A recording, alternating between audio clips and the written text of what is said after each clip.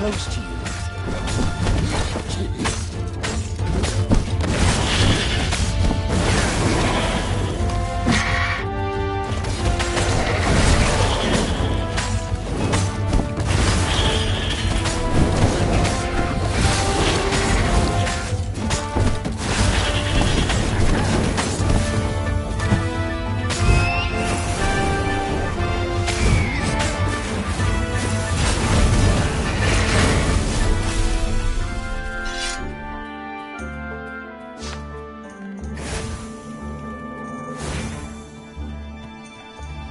Renato felt a chill run down his back. Or possibly a flea.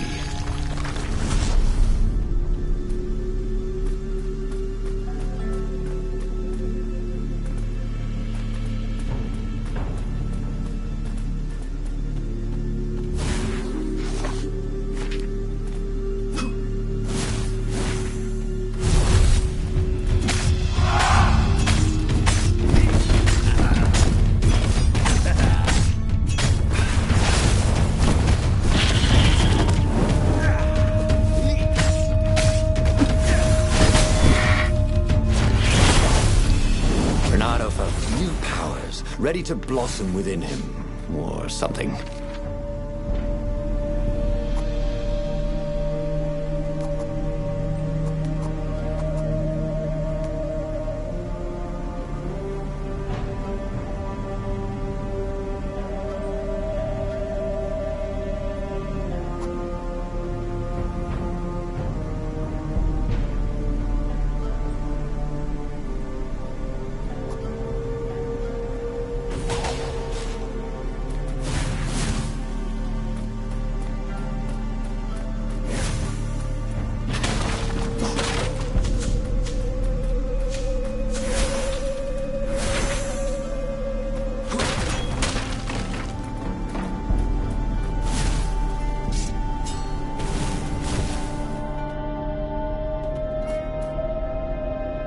Dirty and bloody, Renato finally reached Lapino. The rabbit was practicing his shuffle. Renato recognized the cards. It was Lapino's favorite deck. Oh, I thought you were in danger. I am. The ravens are coming. Oh, the prison thing. Right, yeah, see, this guard owed me 53 ducats, so we made a deal.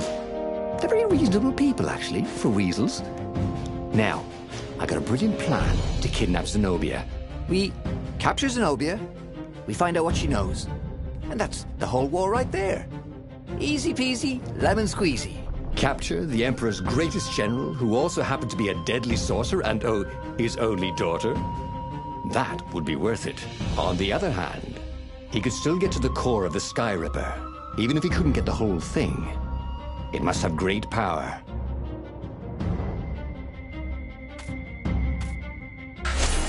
Zenobia wasn't just the Emperor's daughter, of course.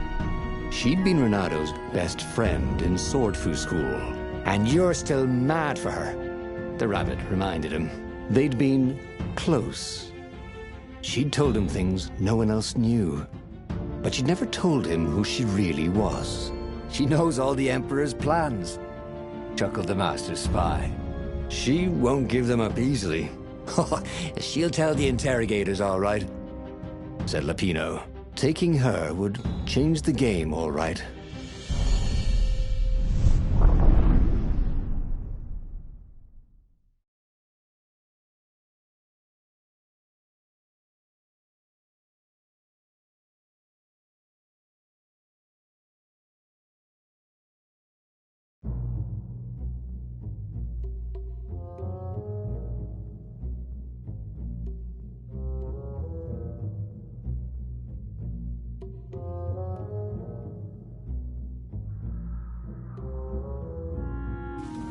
The city was already under Zenobia's control. I had to admire her efficiency. Renato shivered at the thought of Zenobia at the mercy of the interrogators. Could he really turn her over to them? But this was war. It wasn't meant to be pretty.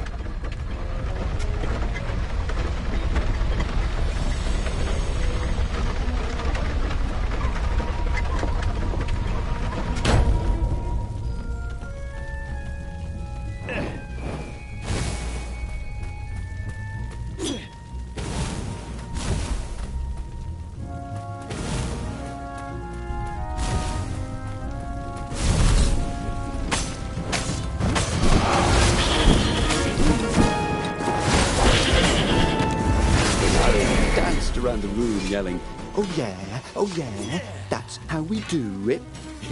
It was something he liked to do, but only after he'd killed all the witnesses.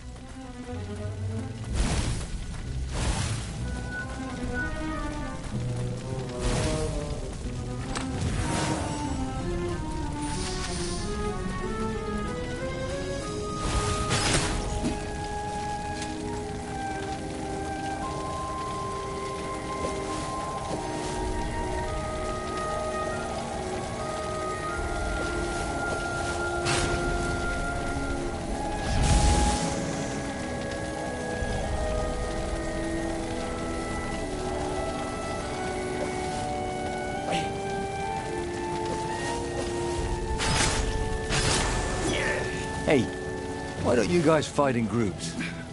Oh, I know. Because there's no I in team.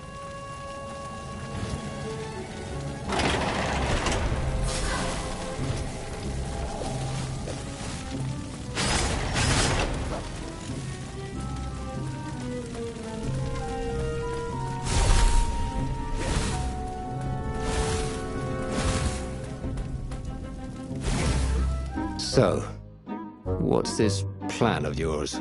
Use me as bait, said Lupino. And he outlined a slightly complicated plan that involved geese, a net, setting the Farfarer a little bit on fire, Lupino dressing as an old blind toad, and Reynardo hiding inside a monstrous watermelon.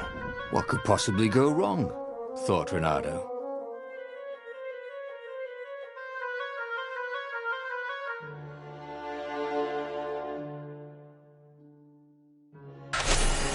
Oh, this is going to be fun, said Lupino, as he ran to go set up his marvelous plan.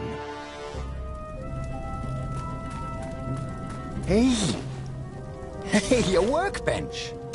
He could try out his new bling.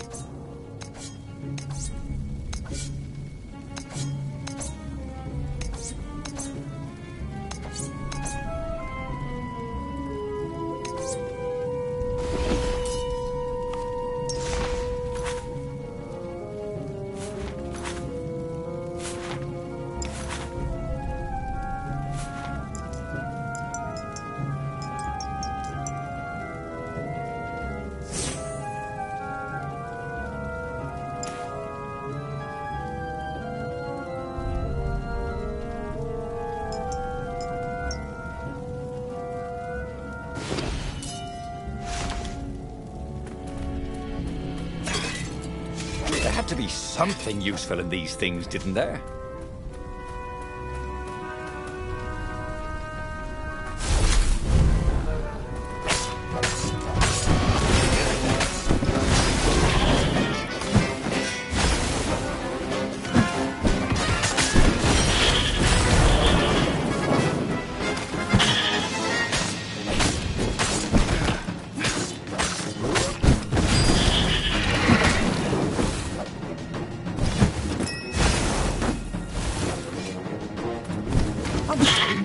Was that your shield?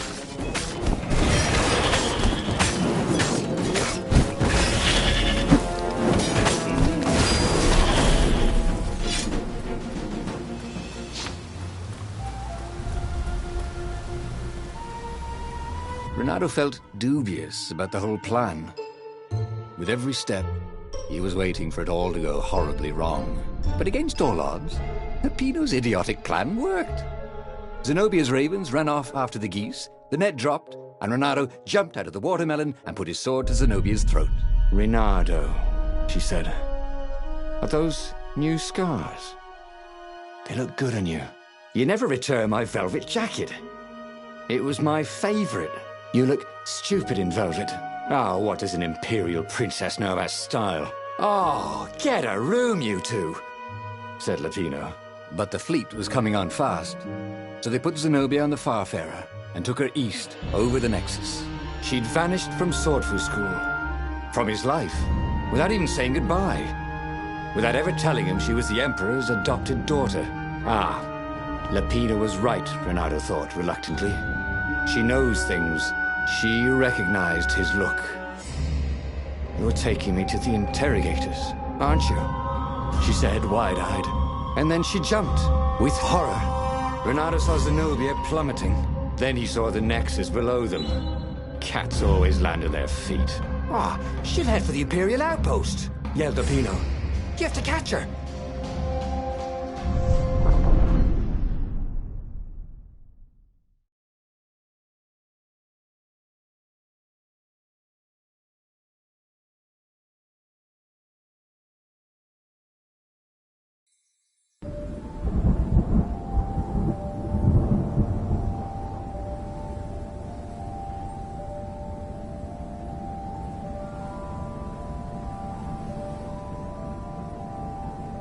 Cats can run faster, but foxes can run longer. If he ran, he could head her off before she reached her minions at the outpost. Well, he did love a good chase. Take a leap of faith, said the inscription.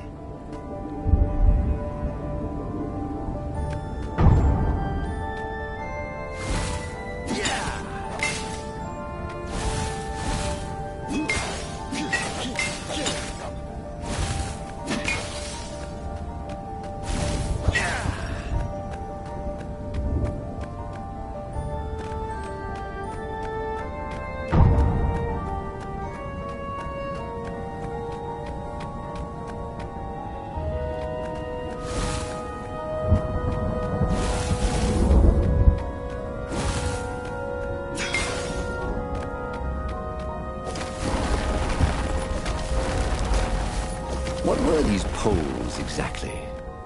Parking meters from the time of the lost gods?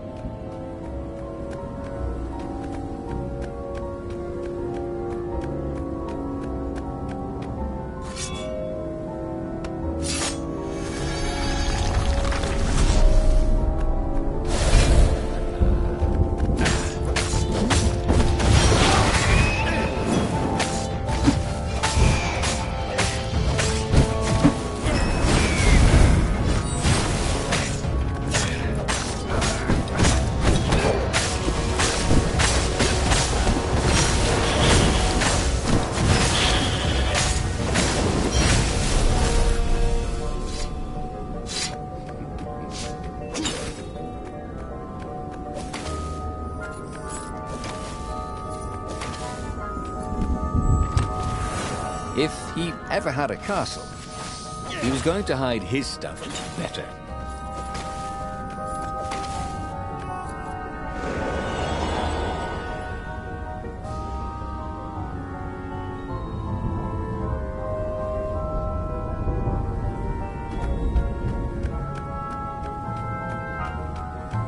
He was closing on her. He could smell her fear.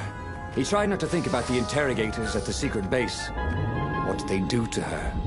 Maybe it didn't have to end that way. Maybe he could talk to her.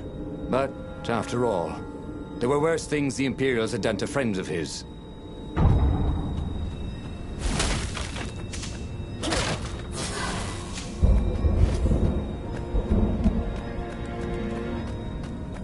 I need more materials, thought Renato.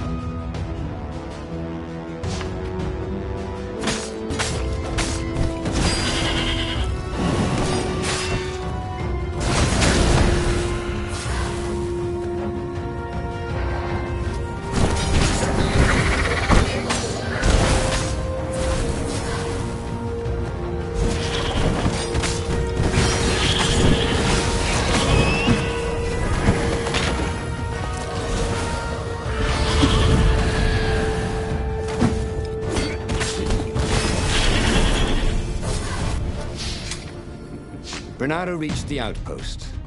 The Imperials there were no match for him. Soon after, Zenobia limped up the path. When she realized he was already in front of her, she didn't even try to run. Oh, you left without saying goodbye. Again. He said, please. I'm enjoying this a little too much. She said, shaken. Oh, spare us the chit-chat, would you? Said Lapino as he shackled her hands so she couldn't throw spells. She knows all his plans. All the way back to the Farfarer, Lapino nagged Renato about how the interrogators would pry all the intel out of Zenobia. How that would turn the tides in the imminent battle.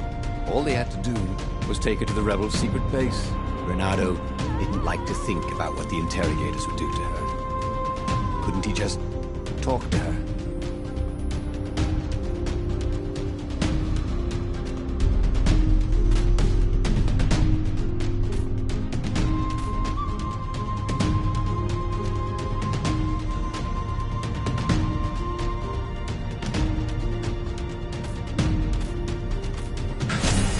As they pulled away from the Nexus, Renato could see the fear in Zenobia's eyes.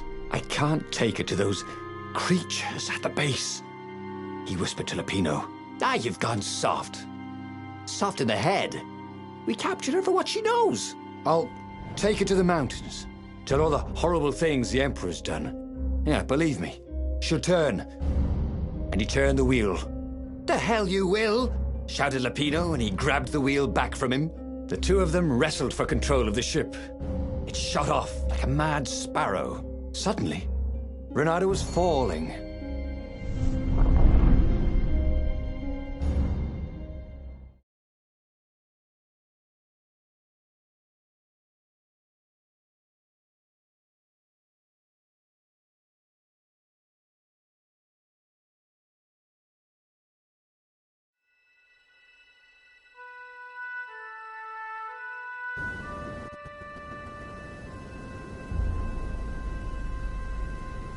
When he came to, Zenobia was standing over him.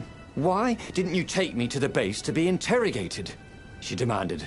Do you know what's left of people they interrogate? This is some trick, isn't it? To make me fall for you again. Well, I won't. Oh, go on then. Scurry back to your ravens. I can't stop you. But strangely, she didn't. As Renato set off to find the Farfarer, she followed him, keeping just out of sight of the ravens.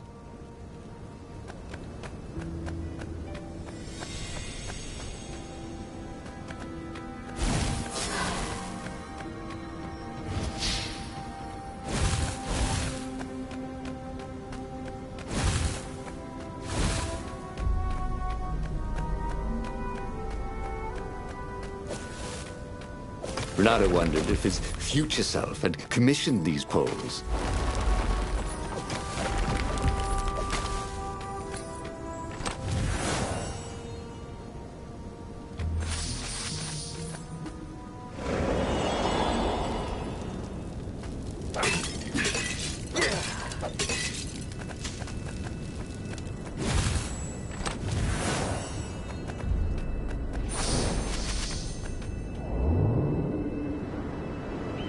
No skateboarding, the sign said.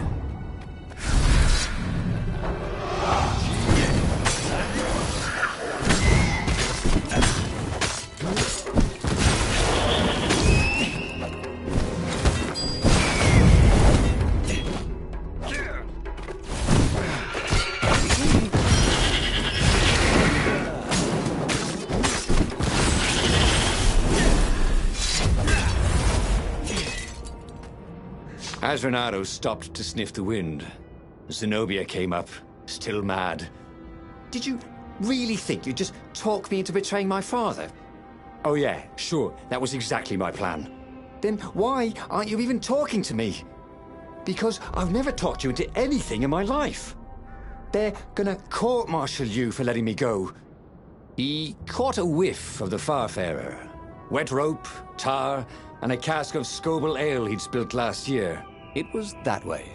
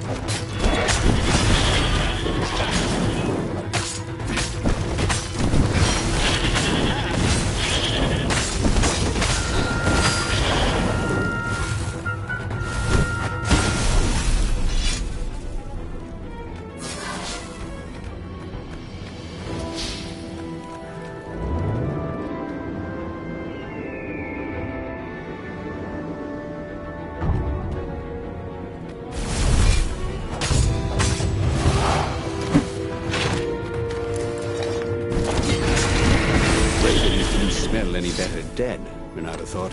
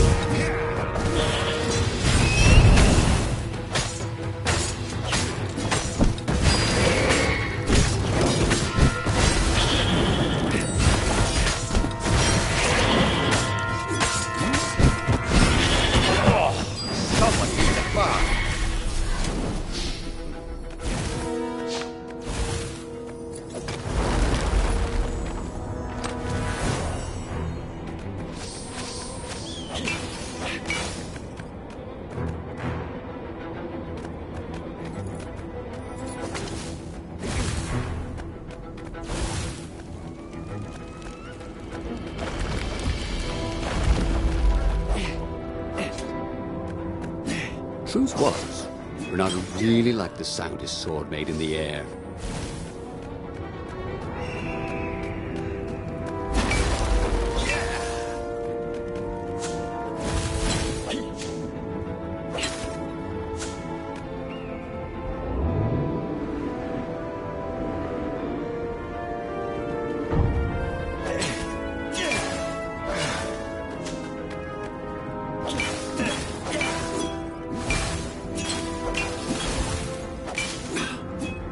Sometimes, Renato really hated inanimate objects.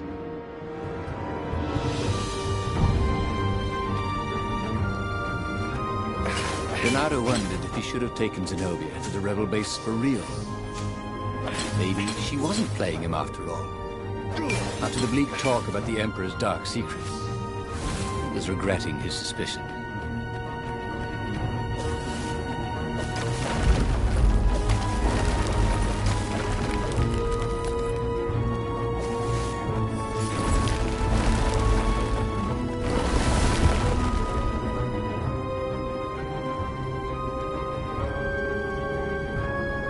Sure enough, the Farfarer had crashed in some rocks.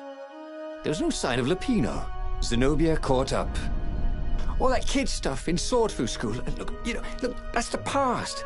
We're adults now. We have duties to other people. We have destinies. What are you talking about? And you are the most arrogant, slow-witted, light-fingered, mercenary, immoral, reckless. Run away with me, said Renato, and he realized he meant it. What? Just like that? She demanded. I will, if you will. So she kissed him. And it was the best kiss he'd ever had. They held hands as they boarded the Farfarer. Renato felt light-hearted, like the winds that were playing the rigging like a balalaika. But Lupino, I need to get back to Lupino, he said, suddenly realizing he could have been captured. A prisoner. He's not. How'd you know? He saw something in her eyes he didn't understand. He fell, didn't he? Into the abyss. She looked away. Wouldn't answer. But then a bolt smashed through the Farfarer's keel. The broken ship plummeted out of the clouds.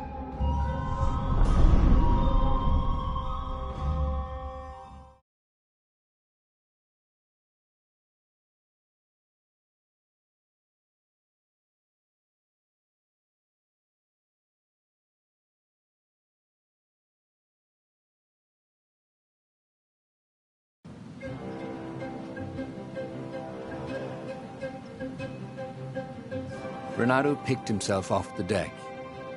They were alive. We have to get to my private ship, she said. Do you trust me? I guess I must, he said. You go on ahead. Clear the path, she said. I can't kill my own soldiers. He wanted to say that he didn't trust her, that he had no idea what he was getting into. But he had no choice, did he? He was following his heart. That's what it means to be a hero.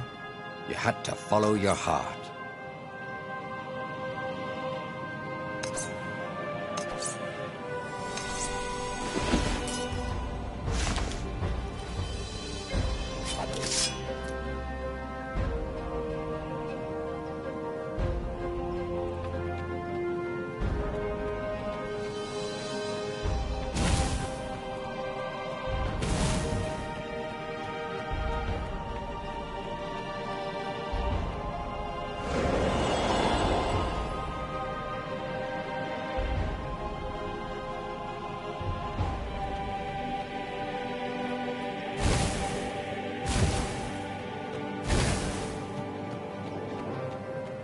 This is why heroes are called dashing, Renato thought.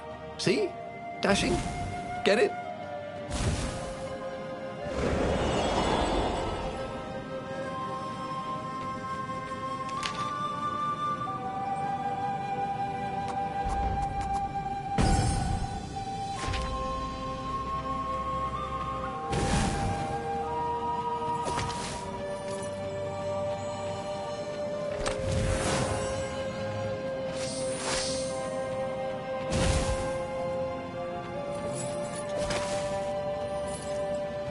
The portal was heavily guarded.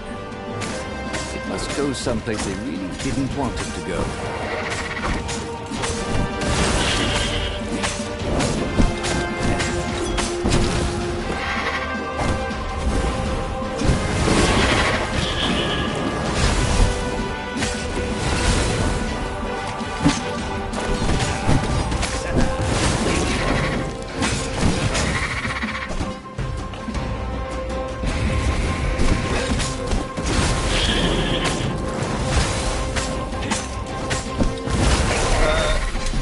Please.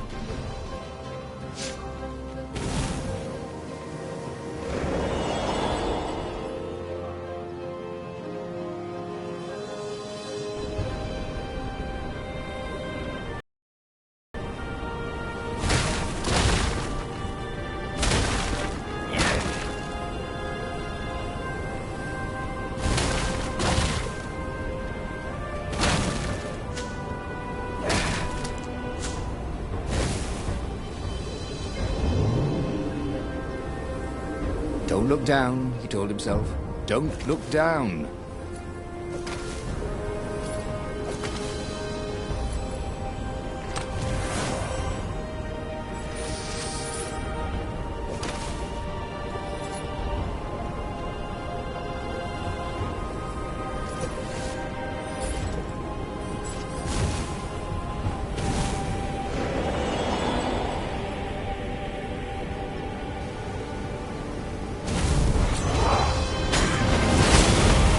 Smelled burnt fur. Yes.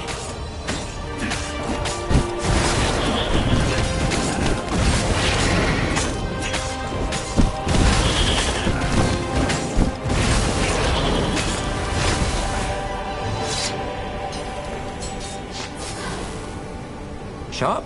Check. Pointy? Check. Flexible? Check. What else do you need in a sword?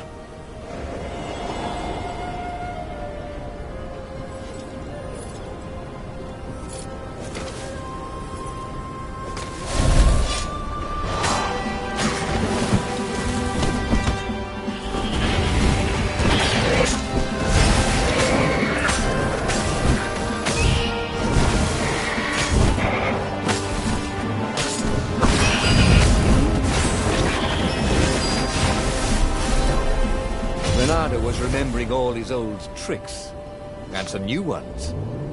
Now, he really ought to ask for a raise.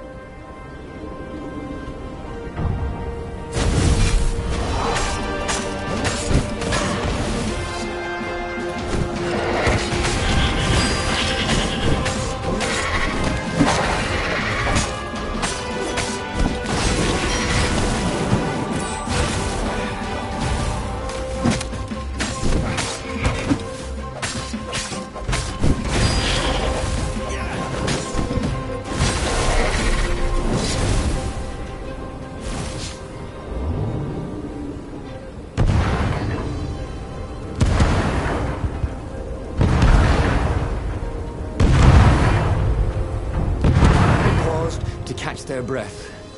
It was strange to be so close to her. What are you thinking? He asked. I'm trying very hard not to think. Me too, he said. Up ahead, he could see the thin silver of Zenobia's personal ship. It looked fast. They would leave all this behind.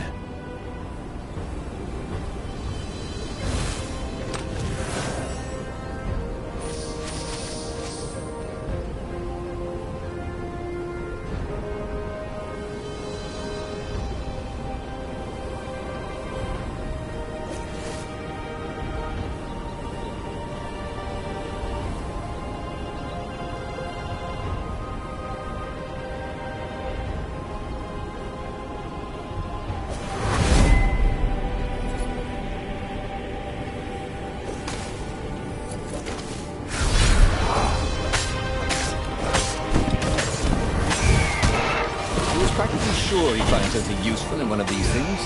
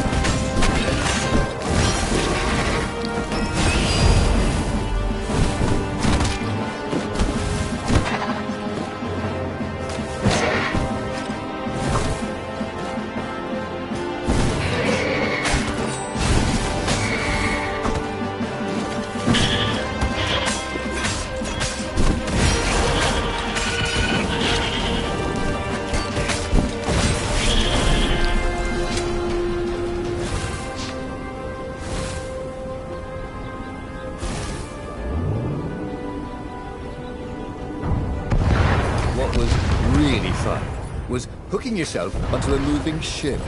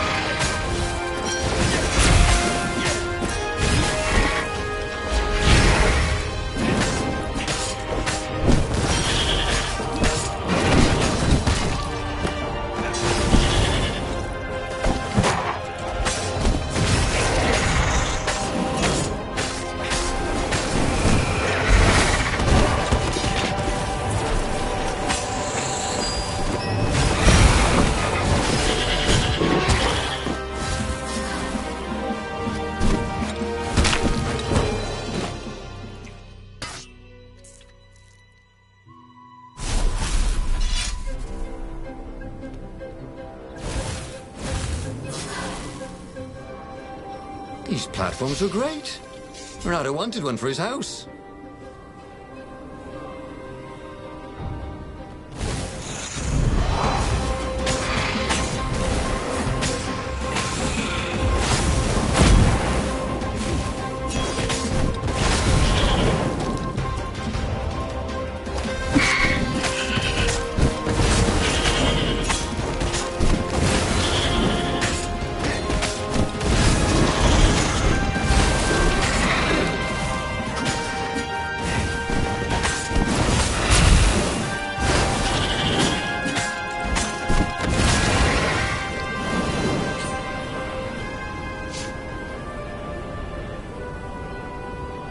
As they reached her ship, Renato suddenly felt a sharp pain in his stomach. He was surprised to see a crossbow bolt sticking out of it. "I was going to lead the Empire to our secret base," said Lapino. "But no, you had to screw up my plan because you still got a thing for her." Renato stared at Zenobia. The kiss, was it real? She said, with a look of indescribable sorrow.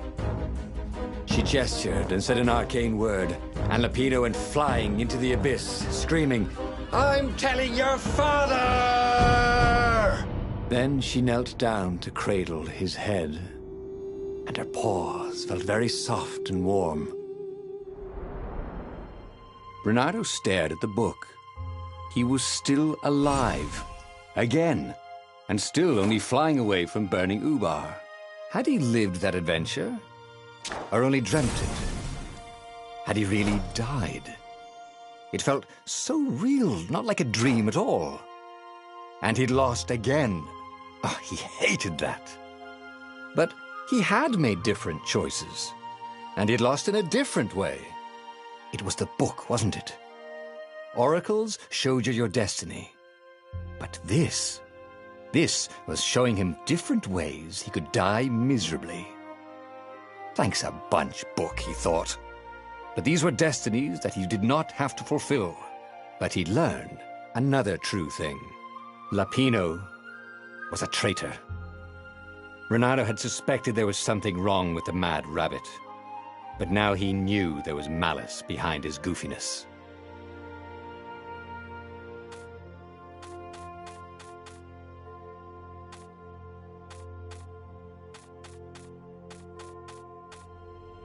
But that meant there must be a destiny where he survived and won, right?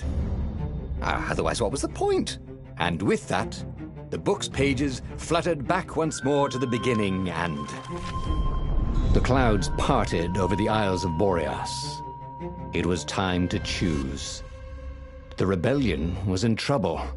Ravens were scouting for the secret rebel base. They needed a game changer. Pieces of the Sky Ripper had surfaced. Renato knew that using it could go catastrophically wrong. But he was sure he could figure out how to use it safely. Also, a temple had risen out of empty desert. The Emperor had brought the Sky Ripper pieces up out of ancient burial by his obscene rituals.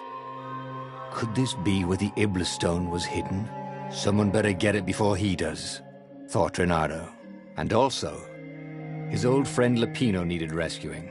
Of course, Renato had a pretty strong suspicion that Lapino had betrayed the rebellion. But could Renato really leave an old friend to the Ravens? The island was windswept desert. No one went there except ostriches and ostrich hunters. The Iblis stone. It sounded ominous. It sounded powerful. If the Emperor was searching for it, it must be dangerous. And so, Bernardo went ostrich hunting.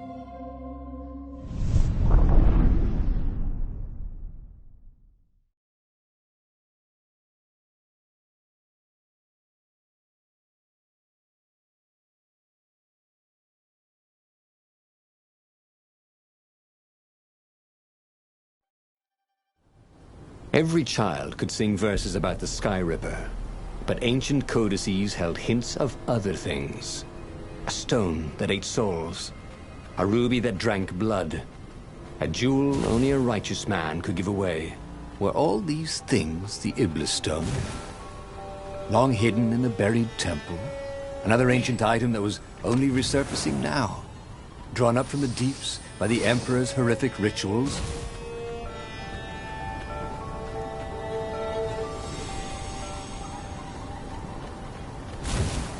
Not quite enough, thought Renato.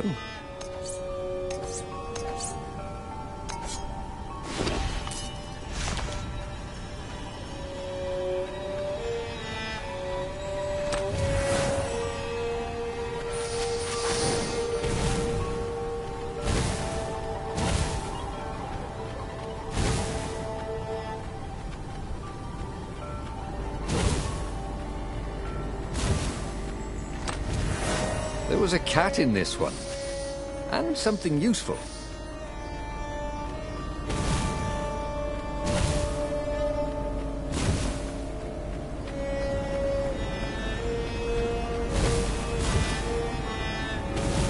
Renato distrusted doors that opened automatically, especially after being buried for millennia. Was this some sort of trap?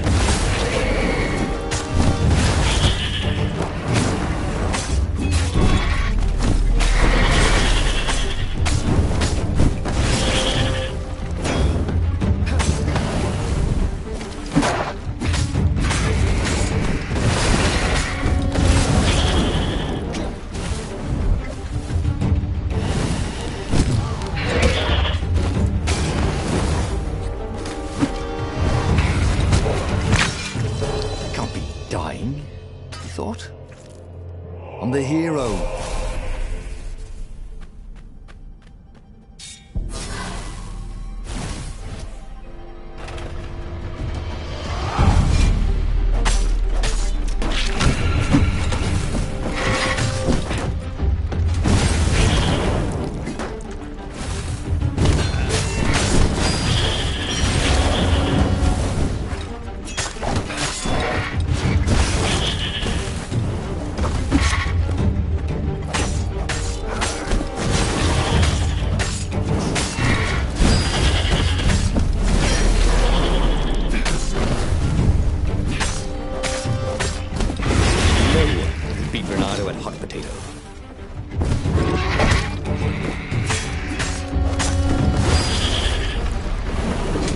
Ravens were already here, cawing in frustration. They were still searching for a way in. Good. And he hadn't come too late.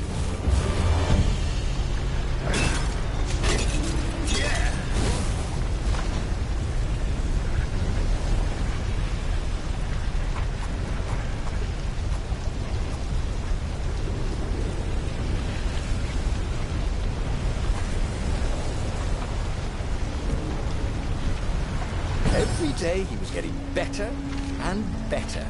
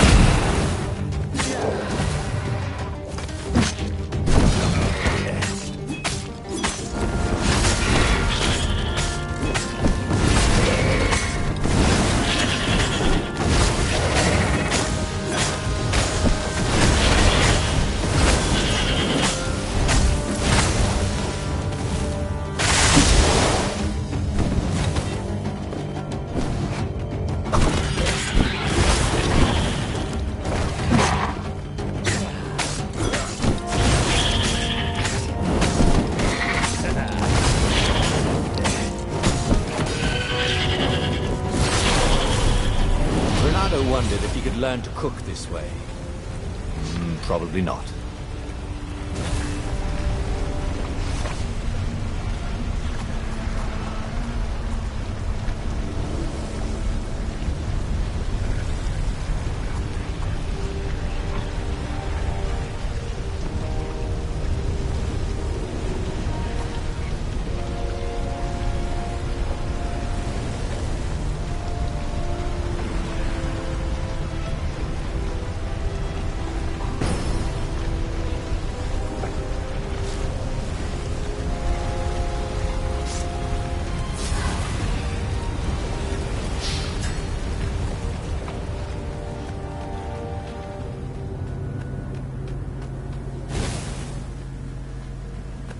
If they didn't want their things broken, they really ought to make them stronger.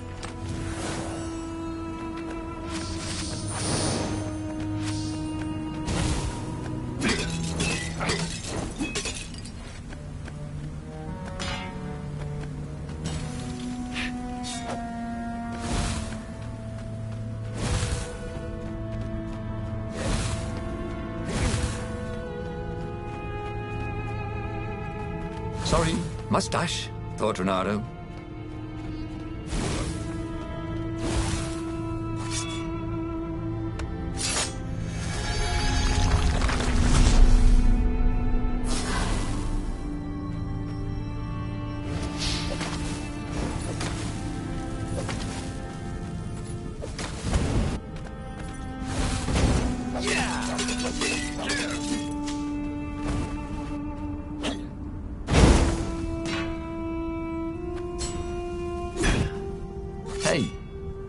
Hey, I'm a firefox, thought Renato.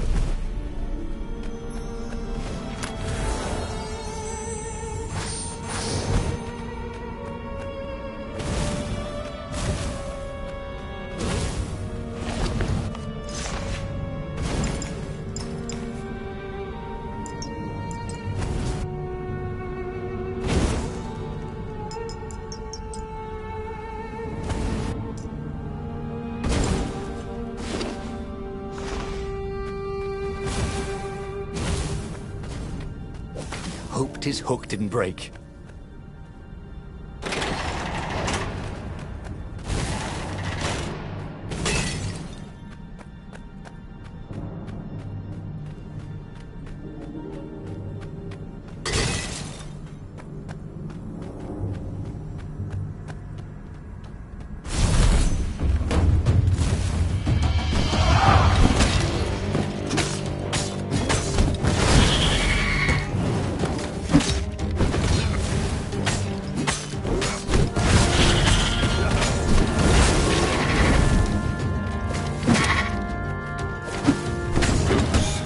Thought, Renato?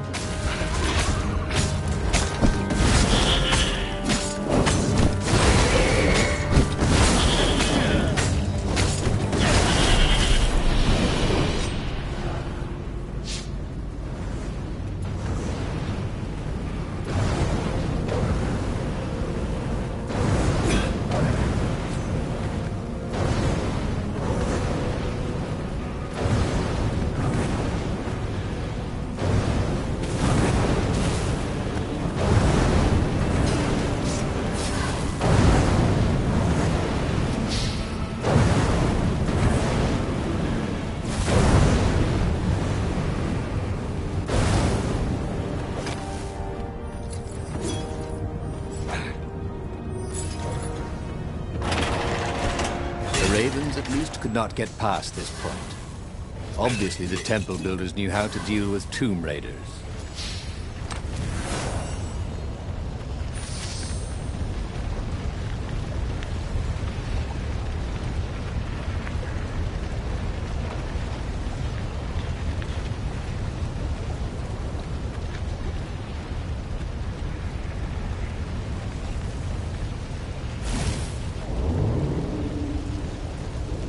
The platform used a hybrid propulsion system fueled by anti-gravity and wishful thinking.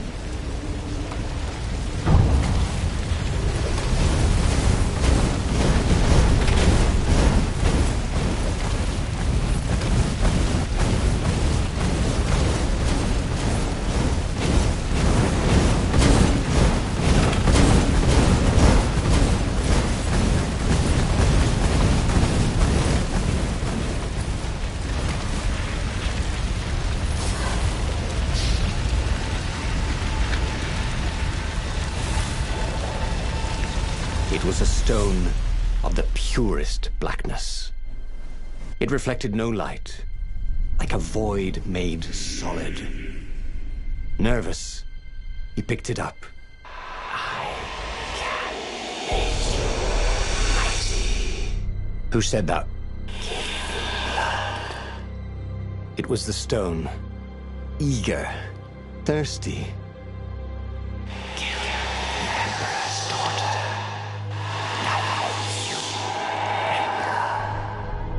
That seemed tempting and terribly wrong. Zenobia was the Emperor's greatest general and a potent witch. But they had been close once, and Renato wasn't sure he really wanted to be Emperor. Why not capture the core of Skyripper instead? It was the eye of a lost god torn out by the transcendent Emperor to power his greatest weapon. "What's the core?" said the stone anxiously.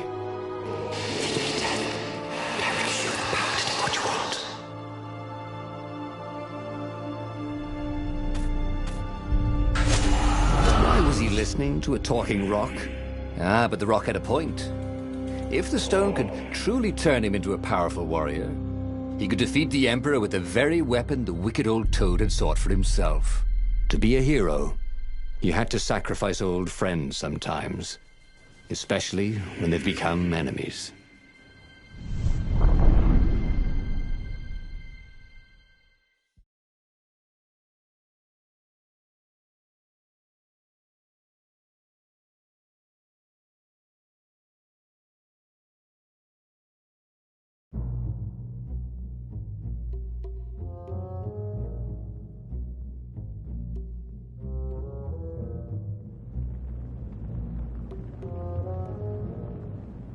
As he placed the impossibly black crystal in his gauntlet, Renato had a sudden vision.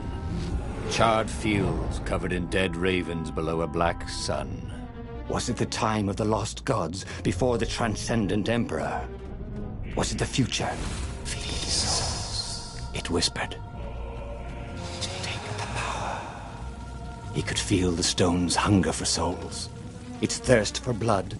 All right, I get it. This was going to be interesting.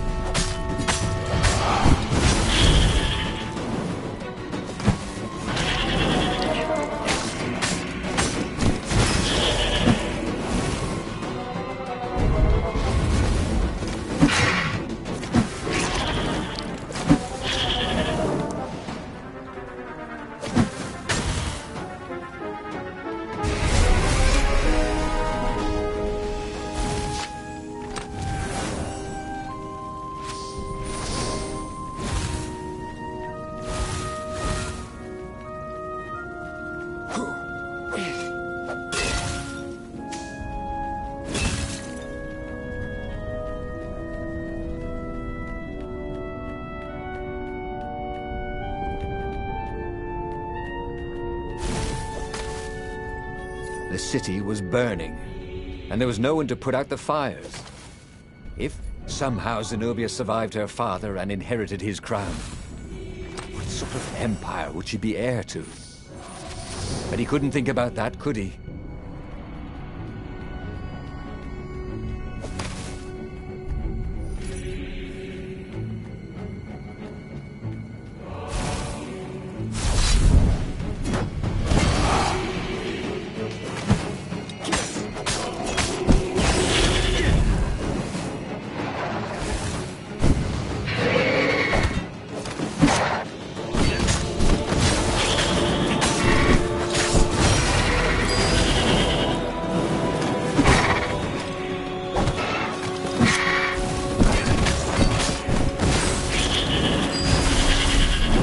Ravens on Zenobia's island were no match for Reynardo.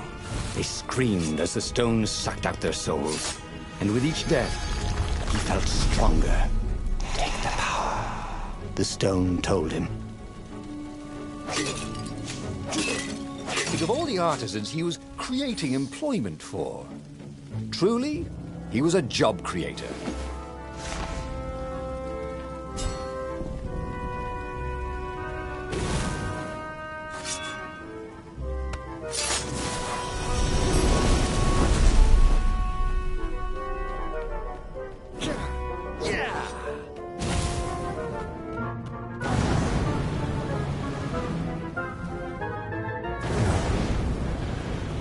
He wished there were more pylons he could use the hook on. He really needed to construct additional pylons.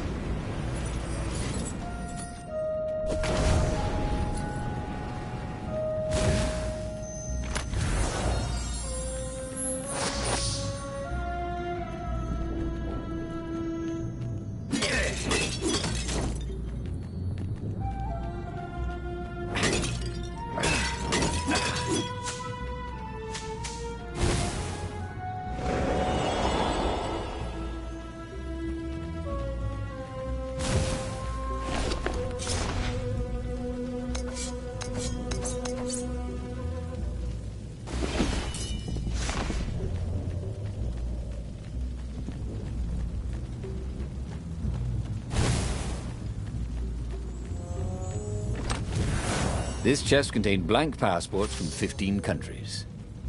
And something useful. He couldn't do worse with Zenobia than he'd done with the core, could he?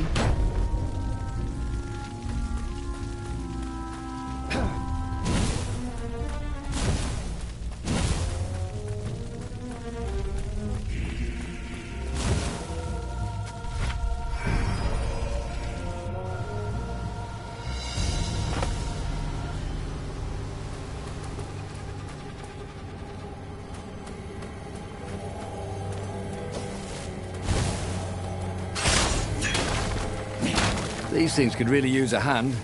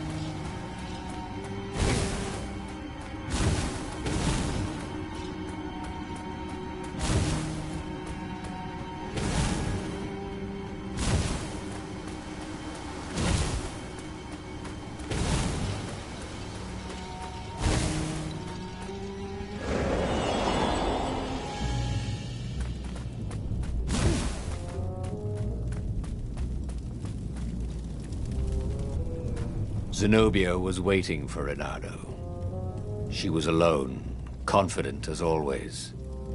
Fire danced at the tips of her claws. Are you here to surrender? She seemed as cocksure as he felt. But she didn't know he had the stone. And I've missed you too, love. He chuckled. She spotted the stone and bolted without another word.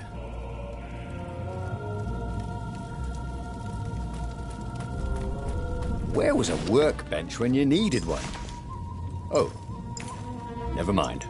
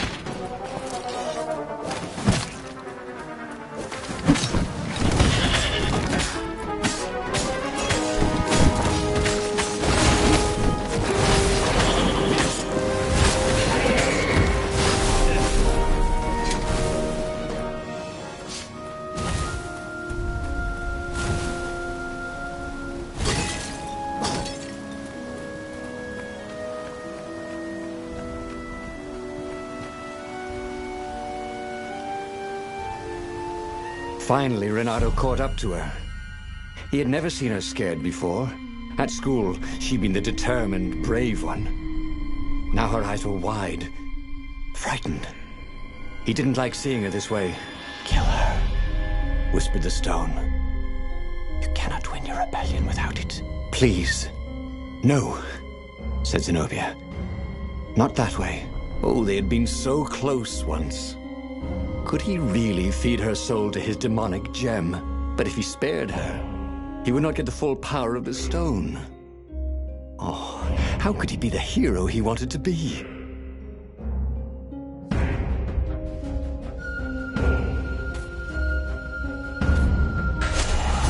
With a flick of his wrist, he slashed Zenobia's throat.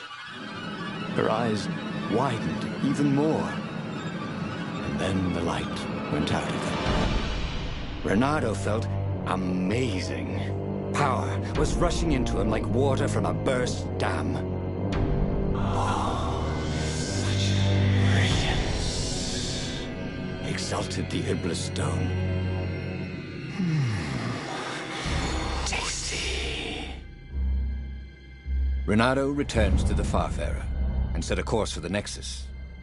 The Empire had a communication outpost there. He could call the Emperor directly. It was time to seize the outpost and let the Emperor know what he had done.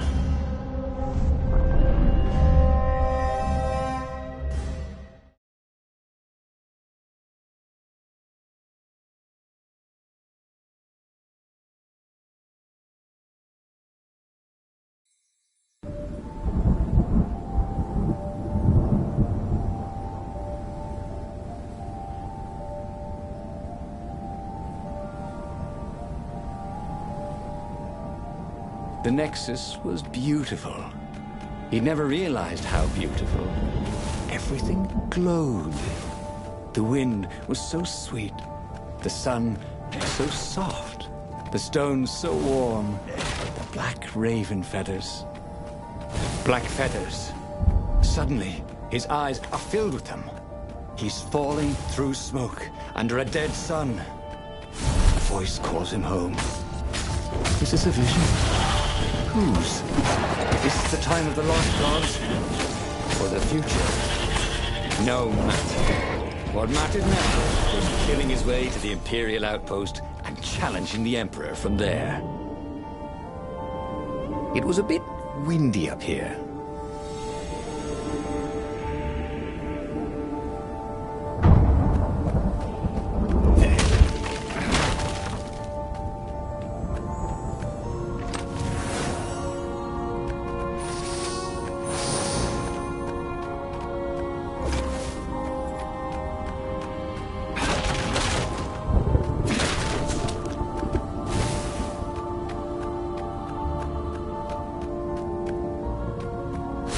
The Raven One talking to her son. You don't write. You don't call.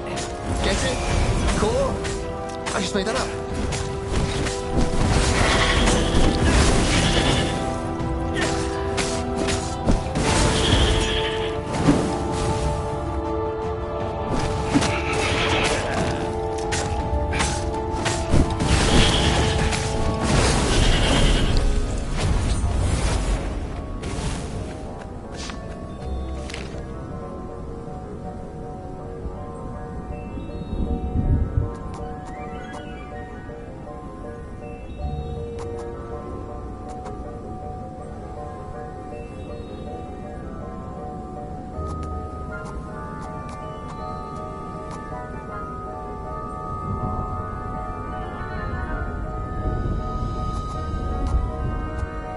Nice.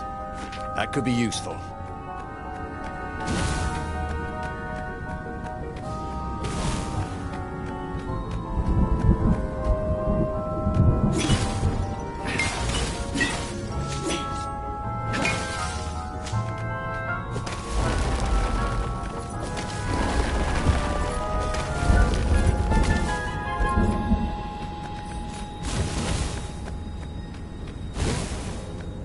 Up ahead was Lapino.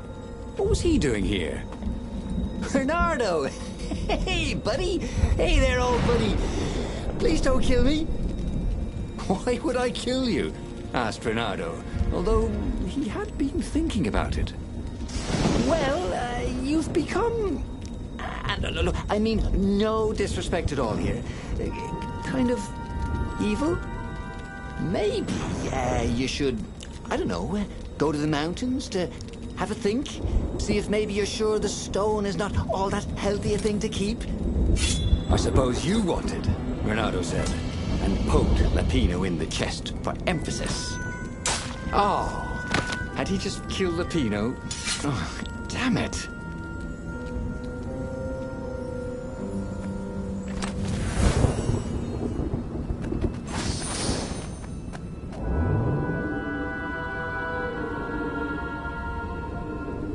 He'd go to the outpost, use their far speaker, tell the Emperor what he'd done, and then he'd go to the secret rebel base, let them know he was ready to lead them to victory.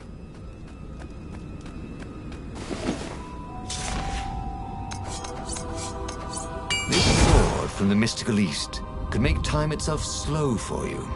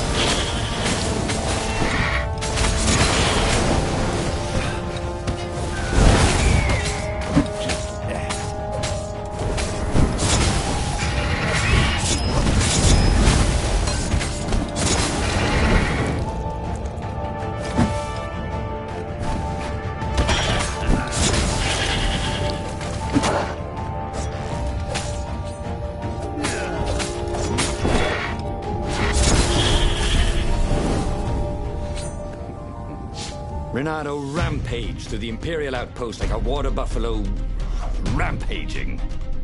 At the last moment, he remembered not to kill the Farspeaker Toad. After all, he wanted a word with the Emperor. But there was only silence. Ha! The Emperor was scared, like little girl. Well, he would gather the rebel army and slaughter the Imperial fleet. Yes! Applauded the Iblestone. Tremendous. Then the Emperor would have to answer his Farspeaker, wouldn't he? Who are you?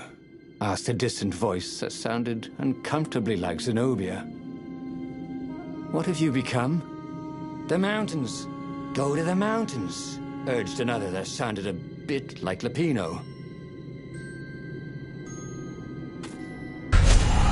Renato called the rebel council to let them know to gather their forces.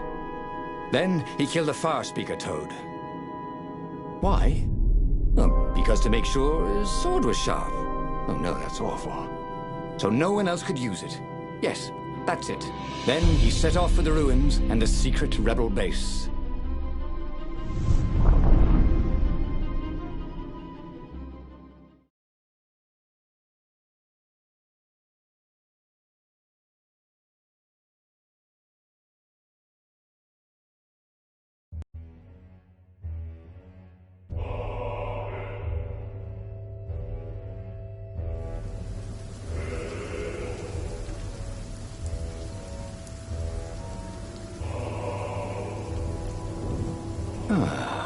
The ruins were crawling with ravens. Probably looking for the secret base, Renato thought. But then he realized they're probably looking for me. They must be very scared of me. Well, here I am. You are the honest warrior ever, whispered the Iblestone. And he had to agree with it, for once. Who was as good as Renato?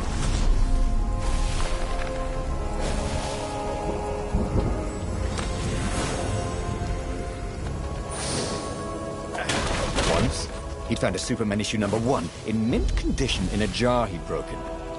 He planned to keep breaking things until he had the whole series.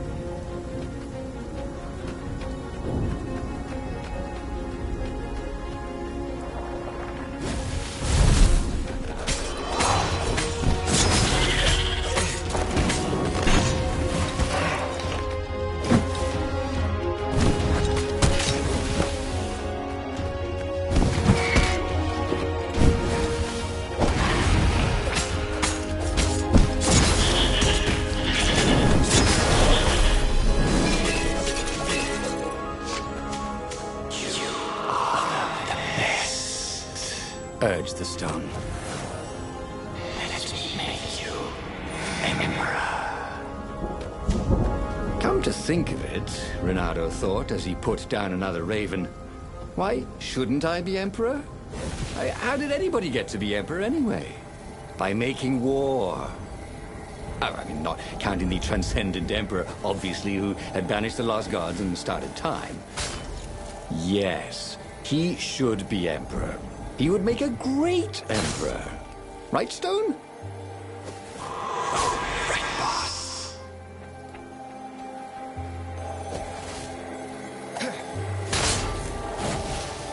Didn't your mother tell you it's rude to stare?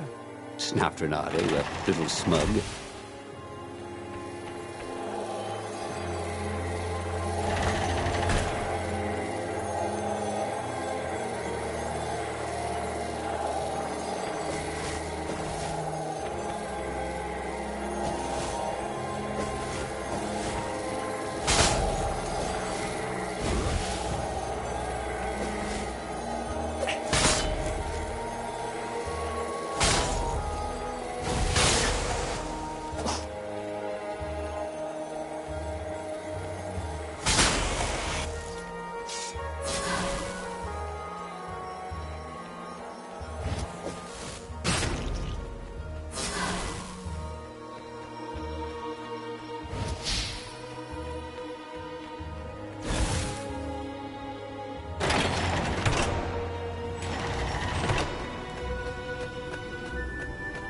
The long stairs.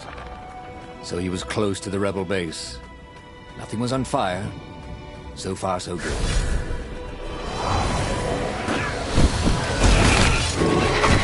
Should have died a pirate, he thought.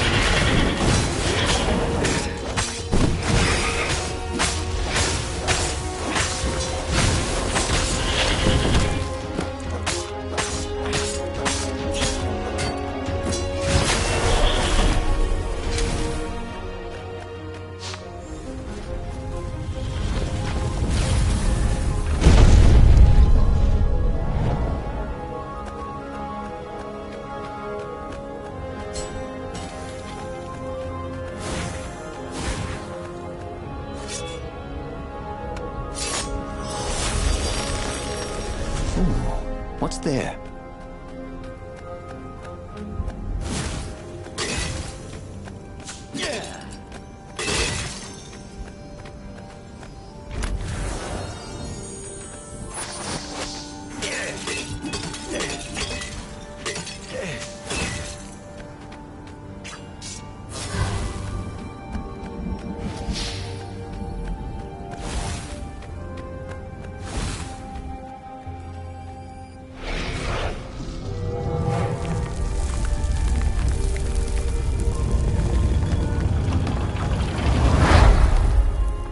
Renato strode into the council. Let's do this thing. Let's make me emperor. They looked confused and nervous. Ah, had he mentioned the emperor thing? He meant to bring that up later. I mean, let's go win this rebellion. He waved his sword around encouragingly. They ran. Cowards. He'd stop them. He cut down a few to inspire the others. But soon, there was no one to cut down. Well then, he'd have to attack the fleet alone. More for me, he said. Unless it was the stone that said it. Traitors. Traitors, all of them. They'd run rather than following him, rather than cheering him. What should he do to the cowards? Anything he wanted to. After all, he was a true hero, the best warrior there ever was. No one could stop him now. But first, finish him. The Emperor, that is.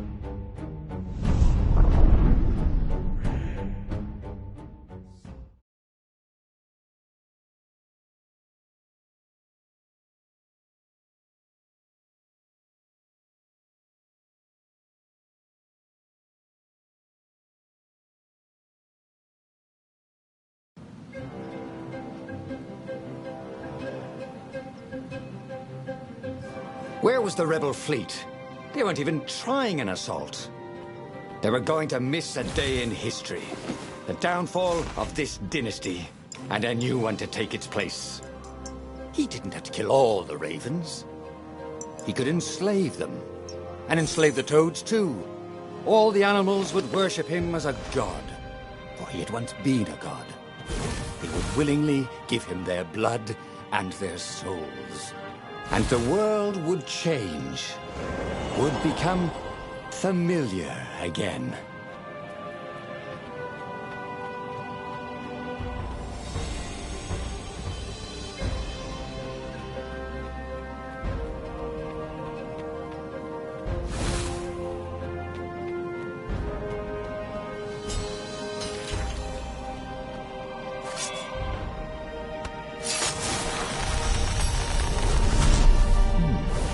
He hadn't noticed that path before.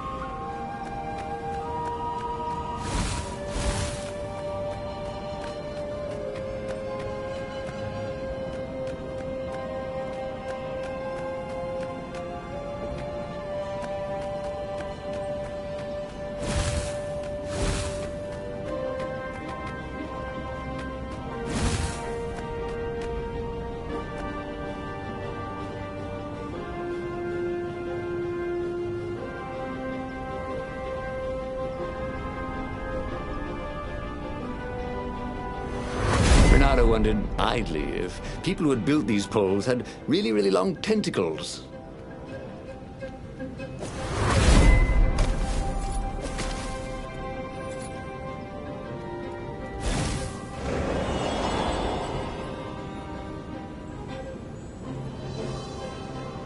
Bernardo was glowing with dark power. Already the sun had dimmed. He could do anything, he realized. He could wrap the island safely in smoke again. He was beyond a hero. He was going to become a god again. How odd, he thought, that the Iblis Stone had nothing to say about any of this. Well, no matter. Once he killed this petty toad emperor, he would bring back the Black Sun.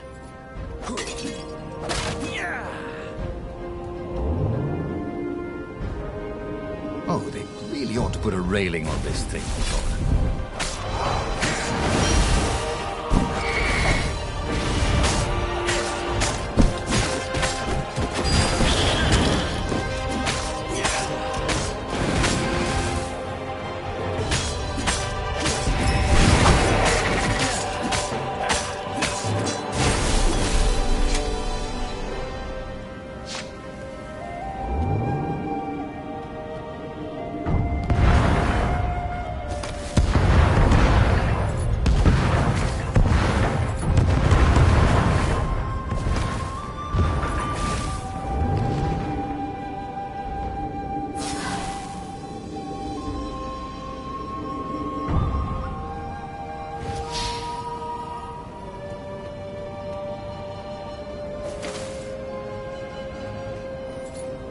Soon he'd confront the Emperor.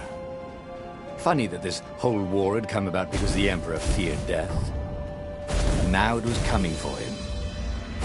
There was some sort of lesson there, wasn't there?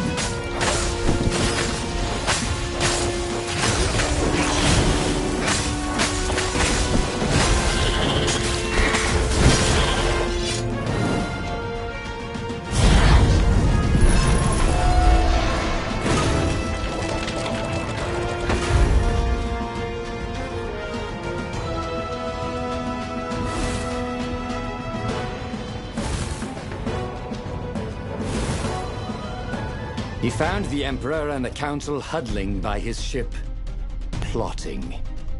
They saw him and cowered before him. Back to hell, fiend! Croaked the Emperor desperately. In the name of the Transcendent Emperor! Croaked the Speaker. They held some arcane items he didn't recognize. He simply flexed his will and sucked their souls out of their bodies.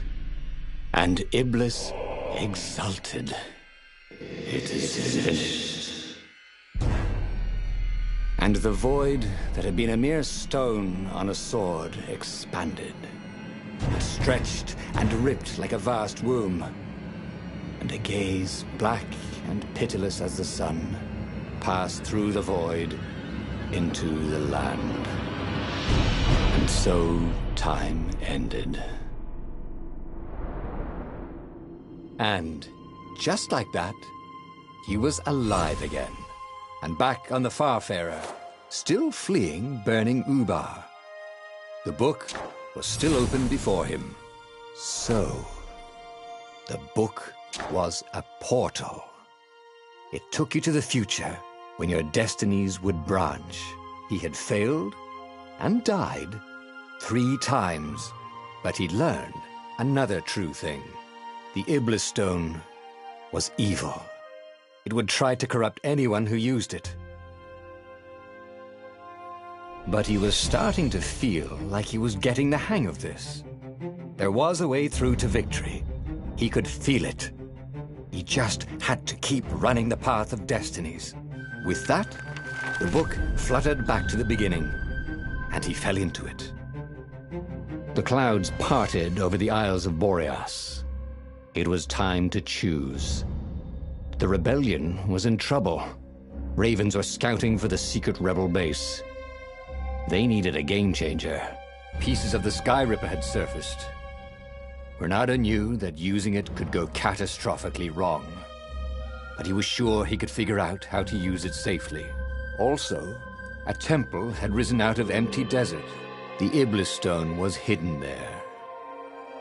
It was a dangerous artifact. It could corrupt its user into a bloodthirsty monster. Maybe he could find a way to use it, to take its power without surrendering to its wickedness. And also, his old friend Lupino needed rescuing. Of course, Renato had a pretty strong suspicion that Lupino had betrayed the rebellion. But could Renato really leave an old friend to the Ravens?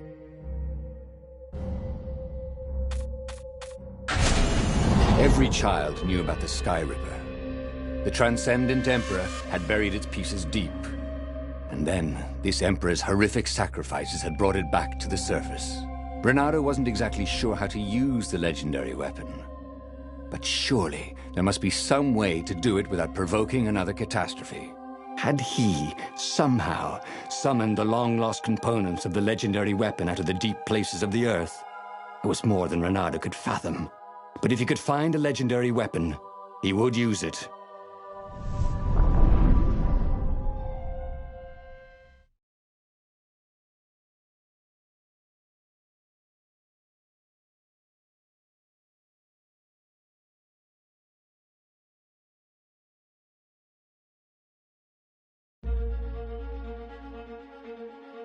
As he set foot on the island, Renato couldn't help feeling a bit curious.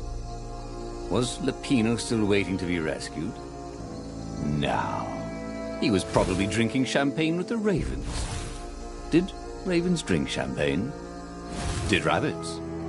Renato felt oddly thirsty, come to think of it. Why had he chosen the Sky Ripper? Renato never made plans that required constant vigilance. He was a hero. He didn't think too much. He just went with his gut and hoped it all worked out. The Sky Ripper was a long shot. He'd have to devote himself to it. No side journeys, no rescuing old friends. That was against his nature. Could he stick with it?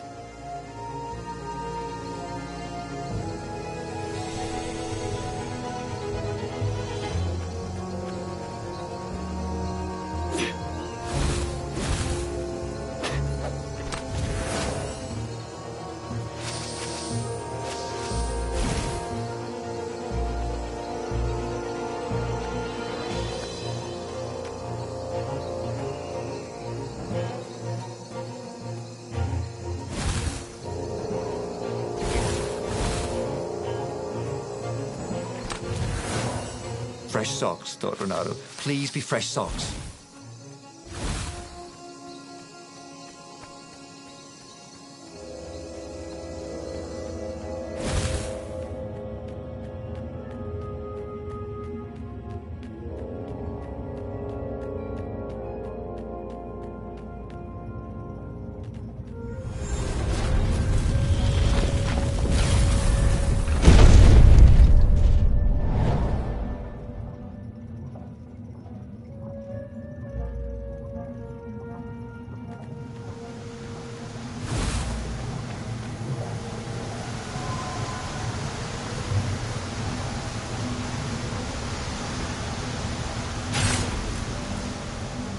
Boy, his looks could kill.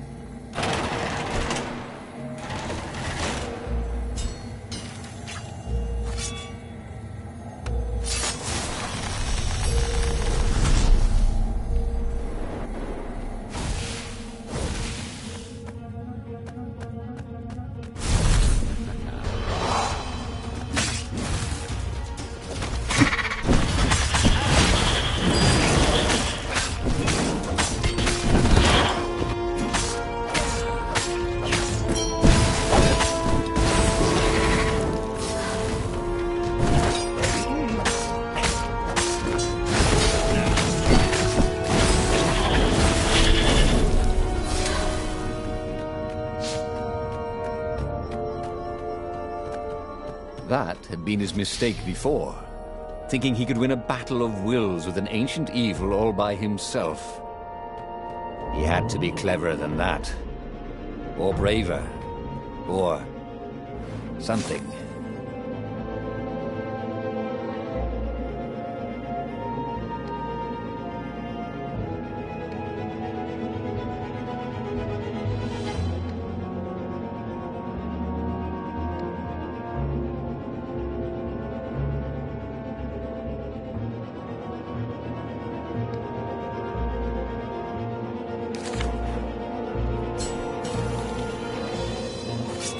Is a very cool sword, thought Renato. No, seriously. He couldn't feel his paw anymore.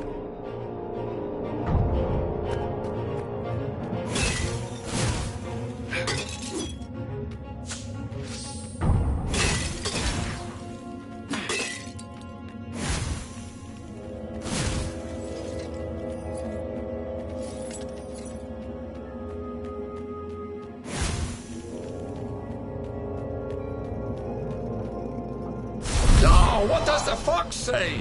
Asked one raven. Another one called back, "Oh, I'm dying!" And they both laughed hysterically.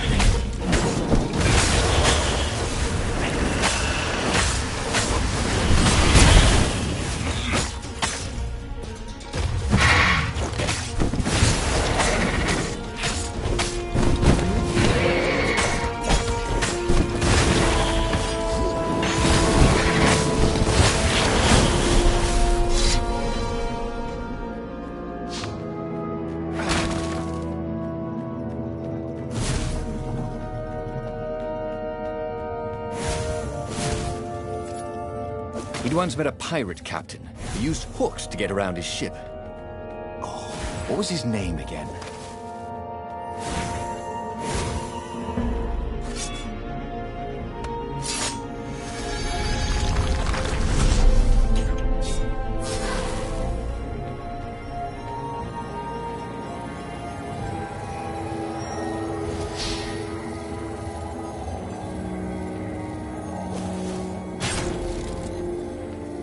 He blinked.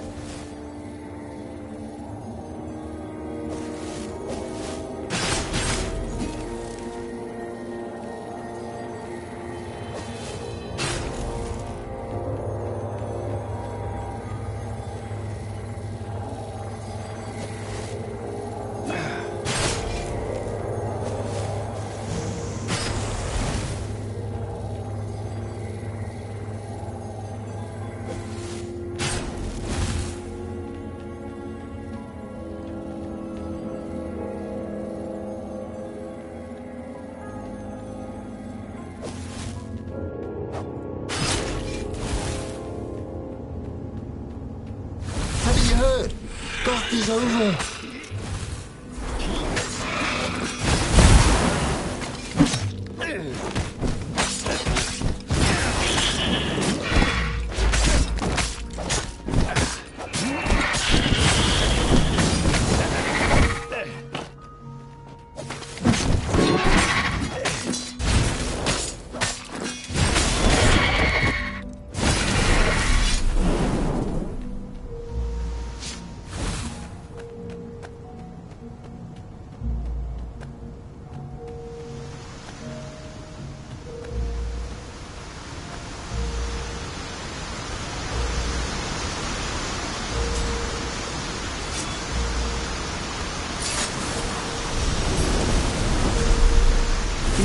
where the road would take you, thought Bernardo.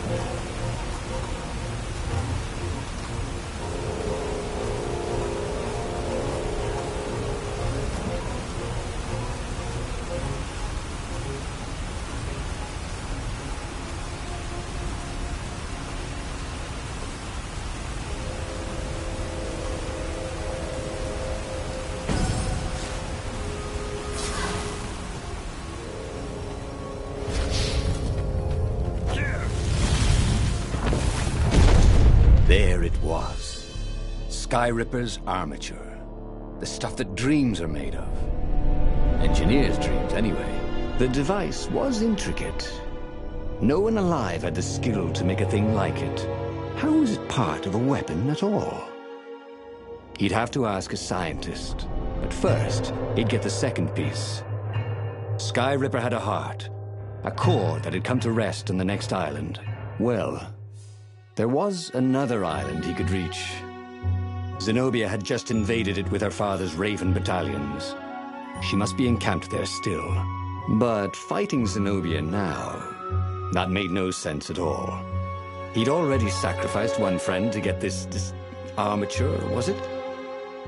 He didn't need to hurry to face her. She would find him.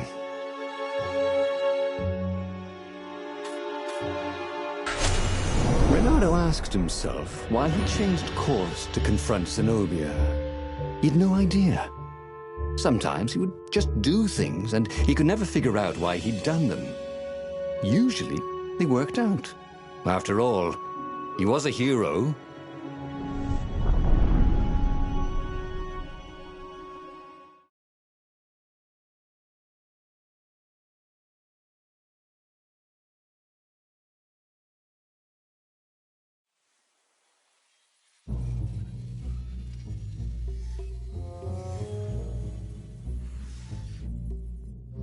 The truth is, though, he wanted to see her, wasn't it? It had been a dozen years since Swordfu School. He'd followed every rumor about her, every scrap of news. Not that he still loved her. After all, she was his enemy. No, it was solely because, know your enemy. But it would be great to see her. Even if they faced off across sword points, as they'd done so many times at school. The world was a less interesting place without her.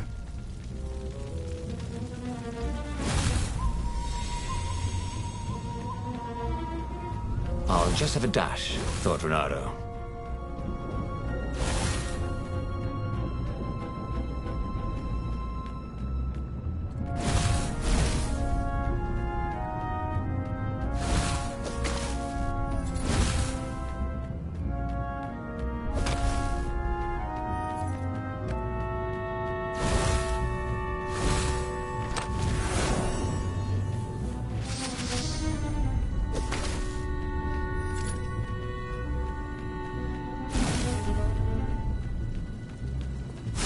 Kill the fox! Caught the ravens. Nobody said they were original.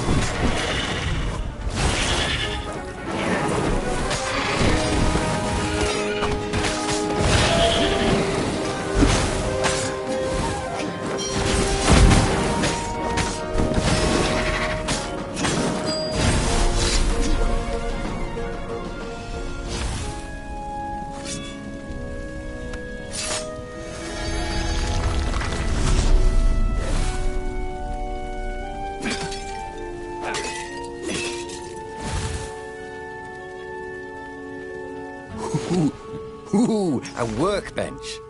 Did he have any jewels he hadn't tried out? He had.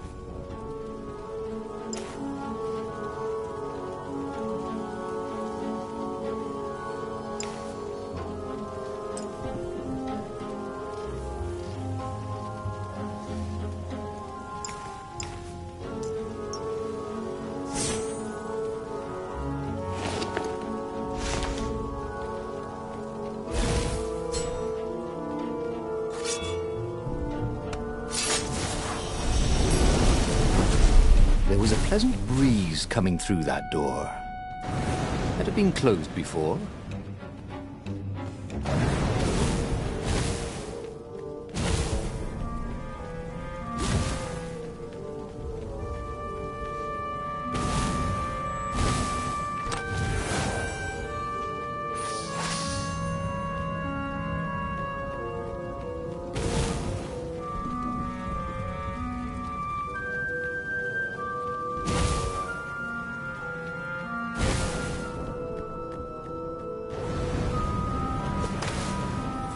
Don't look down, he thought.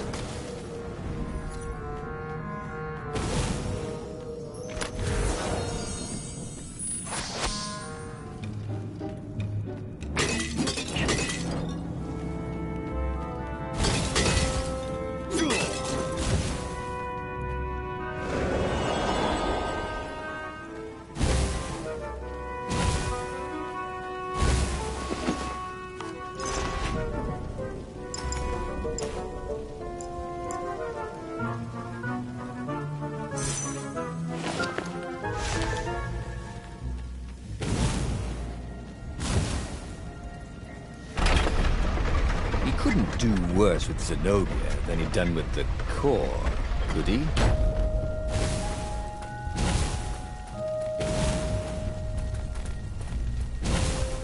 Ice walls only let you through if they knew you were cool.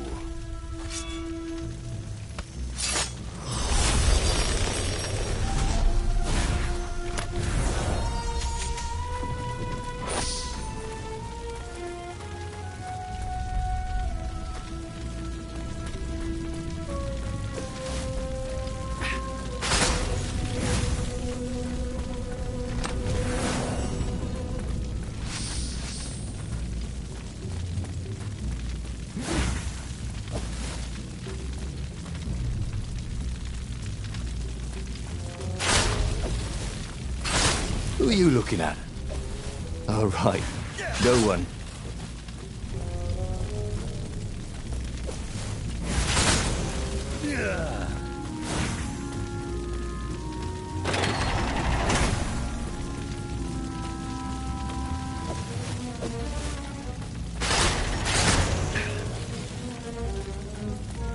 Renato wasn't entirely sure how he was going to capture Zenobia.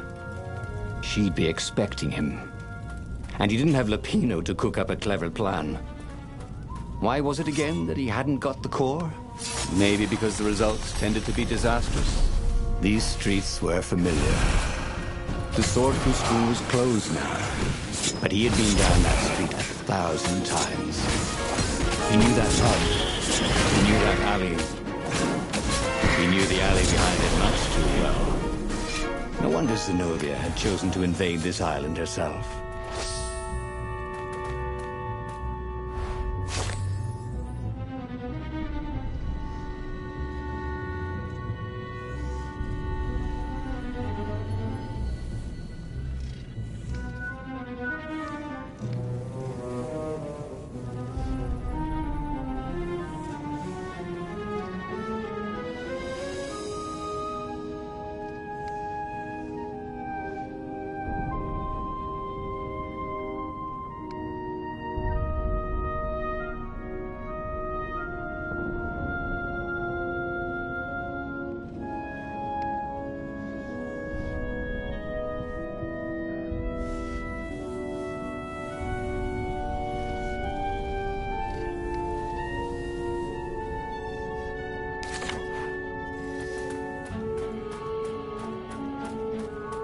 It was definitely easier to fight inanimate objects.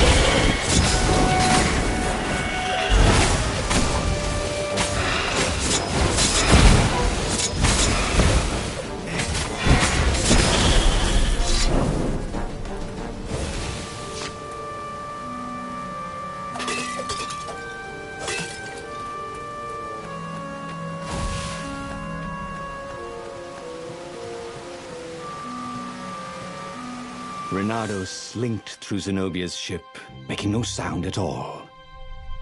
Where were her guards? Finally, he reached her bedroom. She was curled up on her bed. Oh, he'd forgotten how beautiful she was.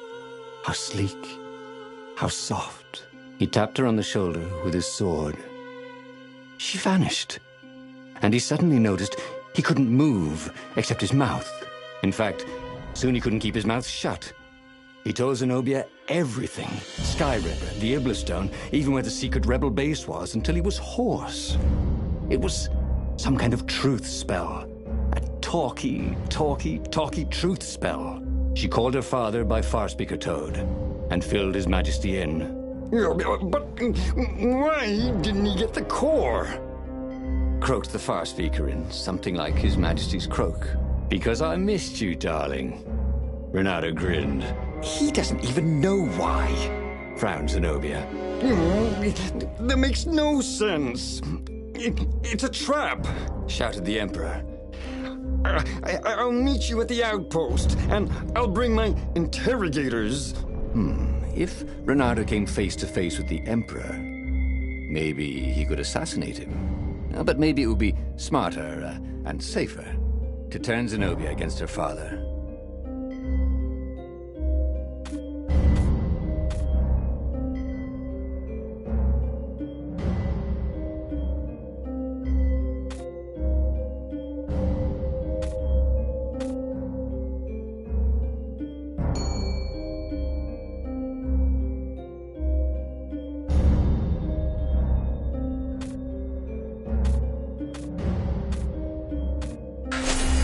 What are you doing?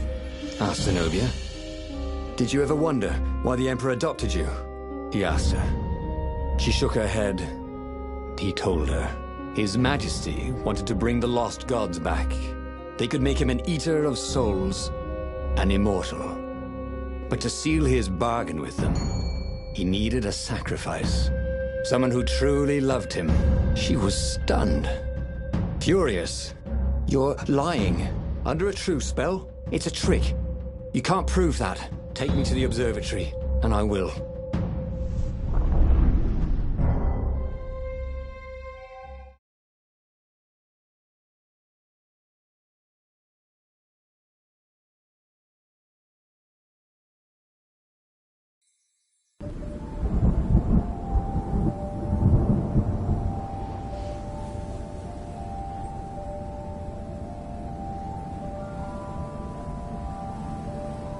What kind of proof could you possibly have? She said as they landed on the Nexus. Your father ritually sacrificed a village. And he left witnesses? The scientists resurrected one. Well, it's not really alive, but it can talk. A true witness. She frowned. The dead can't lie. Well, I bet they could. They just don't have any reason to. She nodded grimly. You go on ahead. I don't want the Ravens to see me.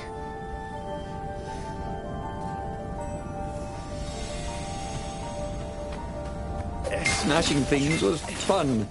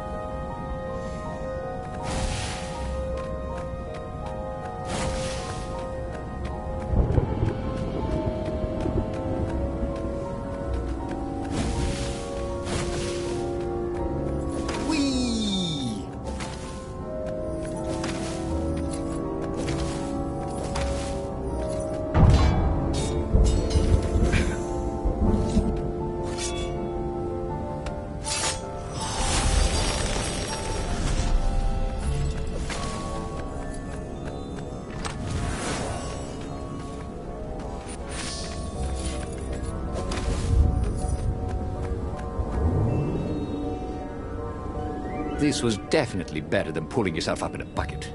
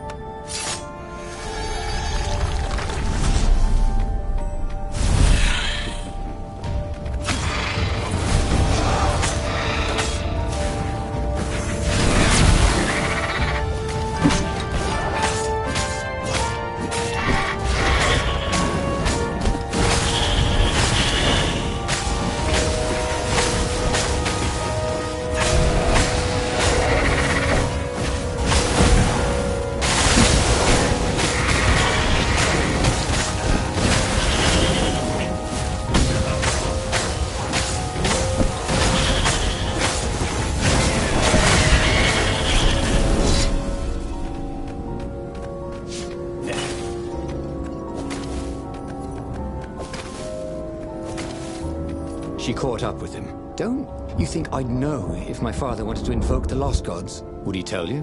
No. Would you help him? No. I'd burn his books. Why'd he adopt a stray cat? You don't ask a thing like that. No? Not when there's no good answer, she said, her whiskers twitching.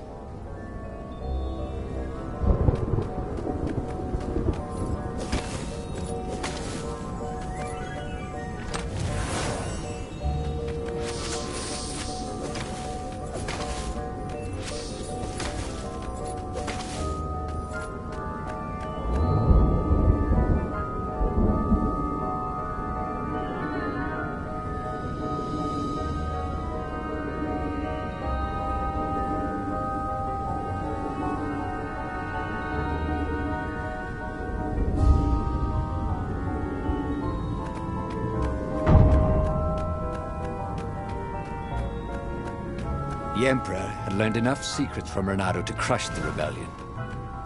It would be a fair trade if the scientists could convince Zenobia to change sides. It would be fun to try out that one. And here was a handy workbench.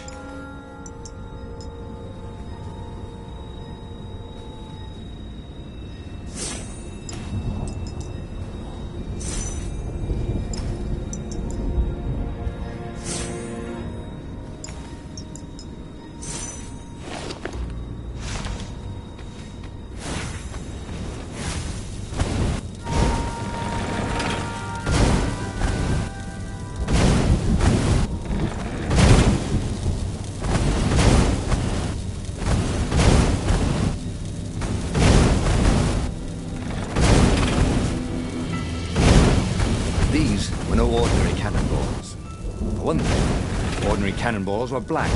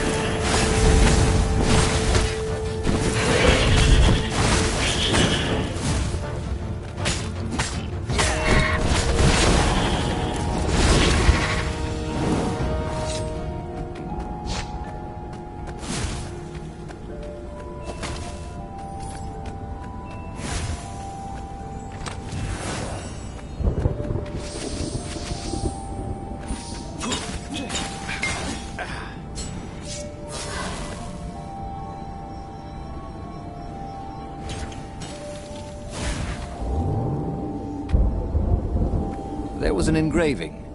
Maximum capacity, 130 people.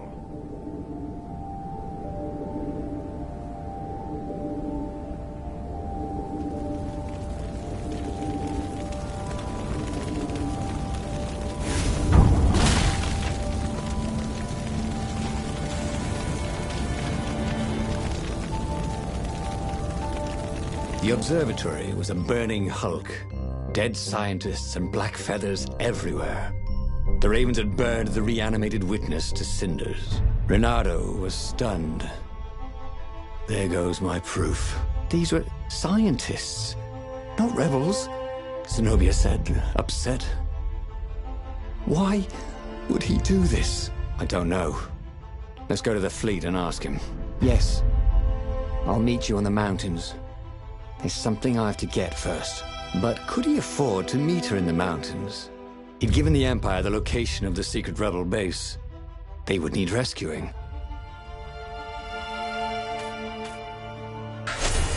Why was he going to meet up with her? Wasn't it more important to rescue the Rebel Council from the almost certain Imperial attack? Why was he in this war anyway?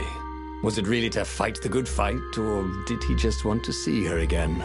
One of these days, Renato thought, I should really figure out my motives before I pounce. Nah.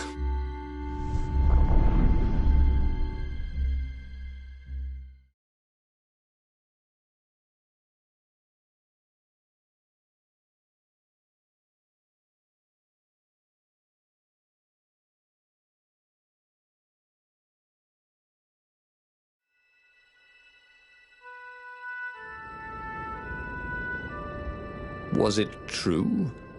Was he on this adventure just to see Zenobia again? The Imperial heir was not an easy cat to see. Well, she'd ignored all his Kwanzaa gifts. And on the other paw, trying to get a date by joining a war against your intended was, let's say, pretty optimistic. But on the back paw, thought Renato, yes, it sounded exactly like him. Good. I'm so glad we had this little chat, he told himself.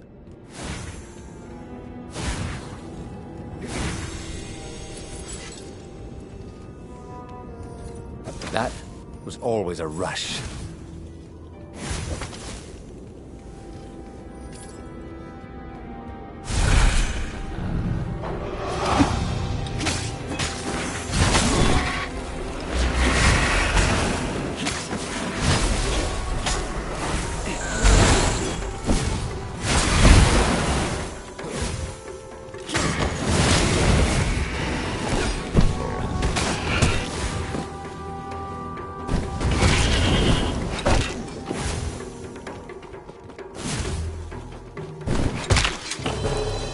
Should really look for another line of work, he thought. And then he died.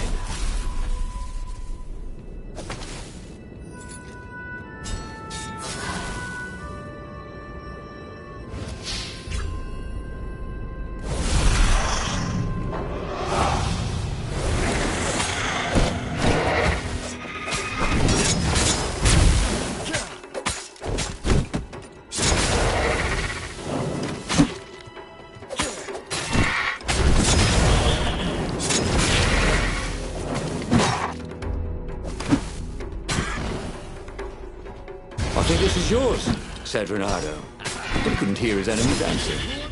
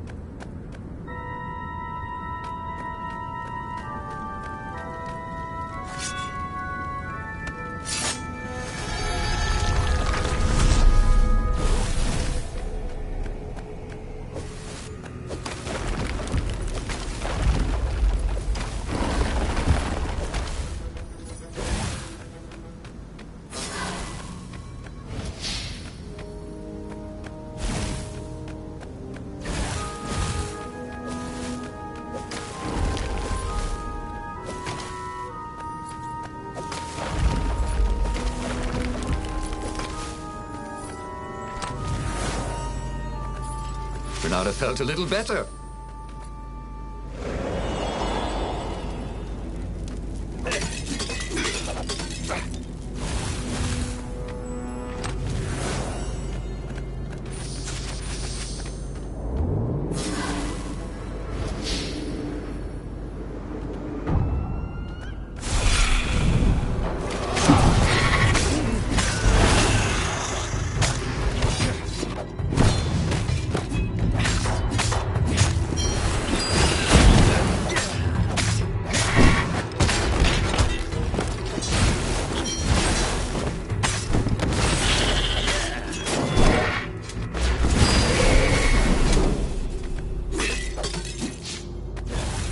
There were a lot of dead ravens along the side of the road. Someone had rampaged through here on a killing spree. What had Zenobia gone to get? He had a chilling feeling it was the Iblis stone. Zenobia was level-headed. The stone could make anyone bloodthirsty. He could tell her style from the blade work on the dead birds.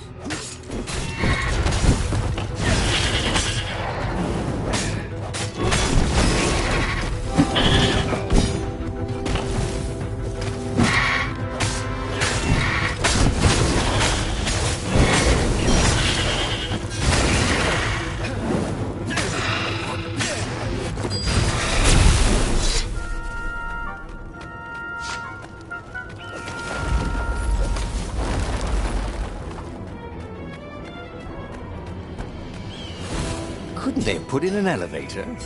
Or a giant eagle? Or something?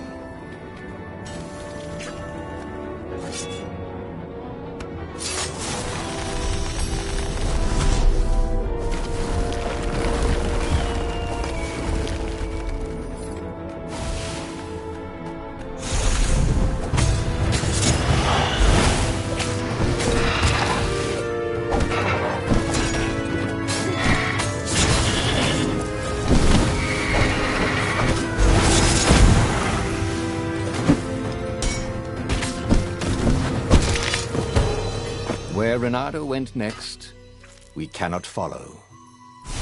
Yet.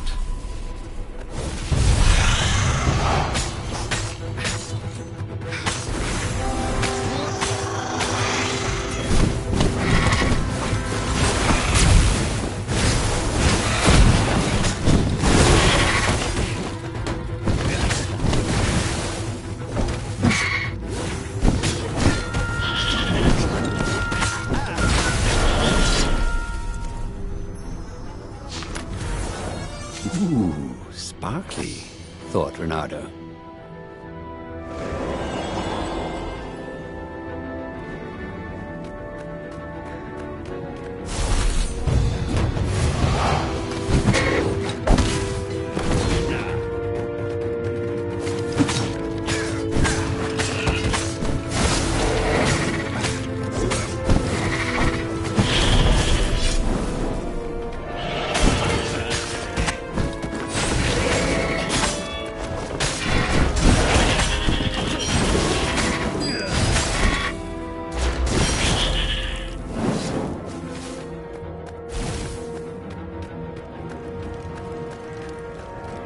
Renato hoped his mother wasn't watching.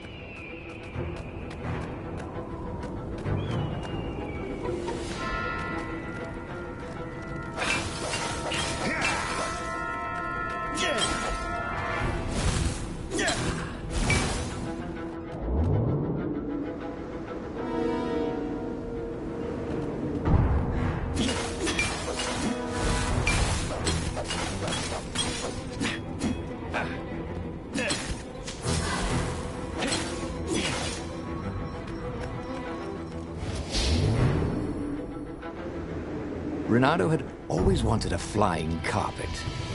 This was more like a flying tabletop, but it would do.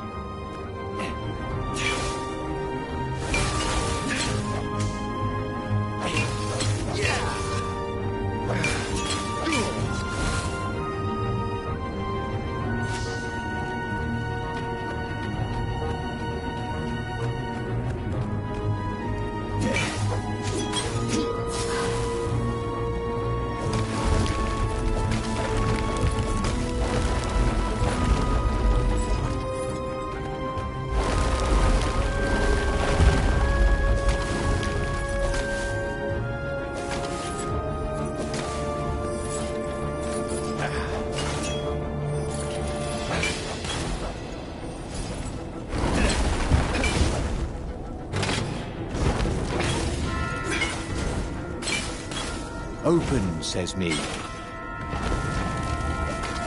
Renato wondered what he should do when he found Zenobia. What could he do if she had the Iblis stone?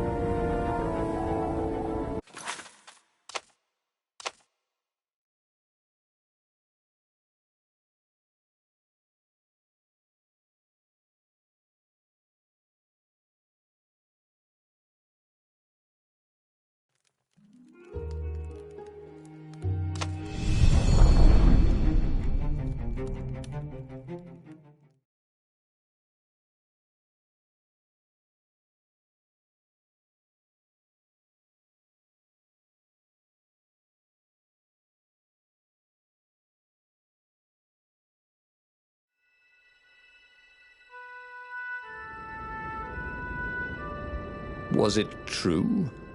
Was he on this adventure just to see Zenobia again? The Imperial heir was not an easy cat to see. Well, she'd ignored all his Kwanzaa gifts. And on the other paw, trying to get a date by joining a war against your intended was, let's say, pretty optimistic. But on the back paw, thought Renato, yes, it sounded exactly like him. Good. I'm so glad we had this little chat, he told himself.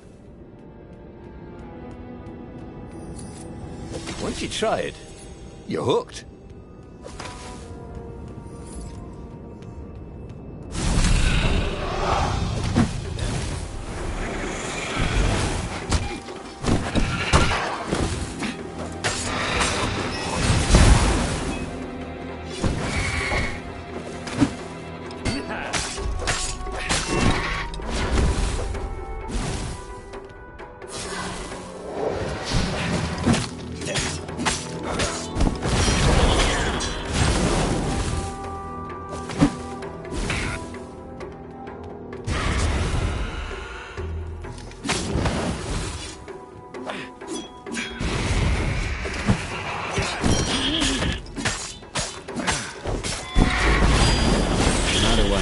Laundress was to get all these bloodstains out of his tunic.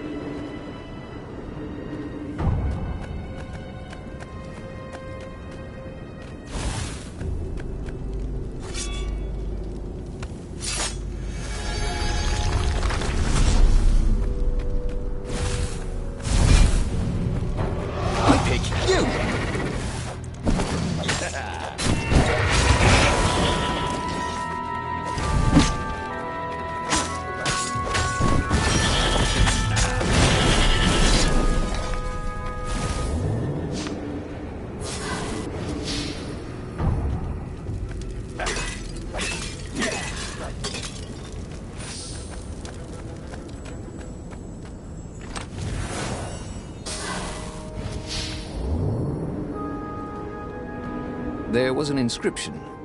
Praised the sun.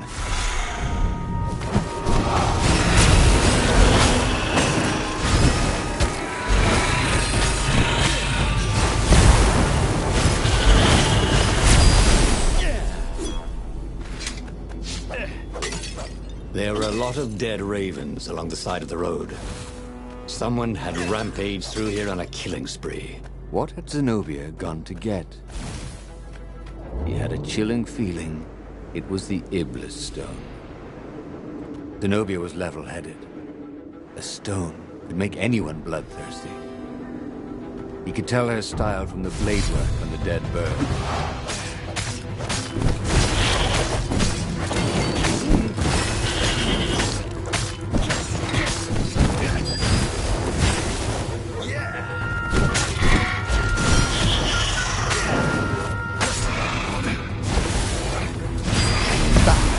How we do it, said Renato to himself.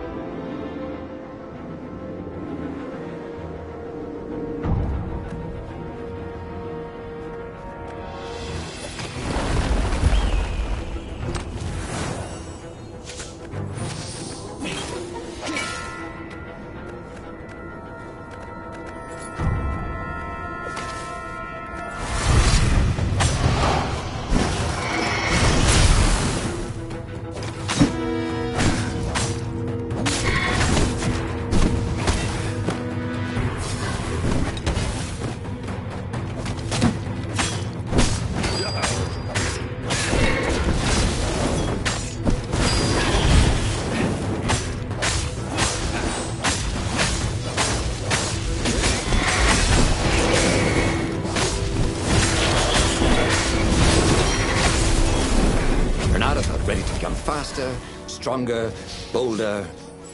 If only he could figure out which.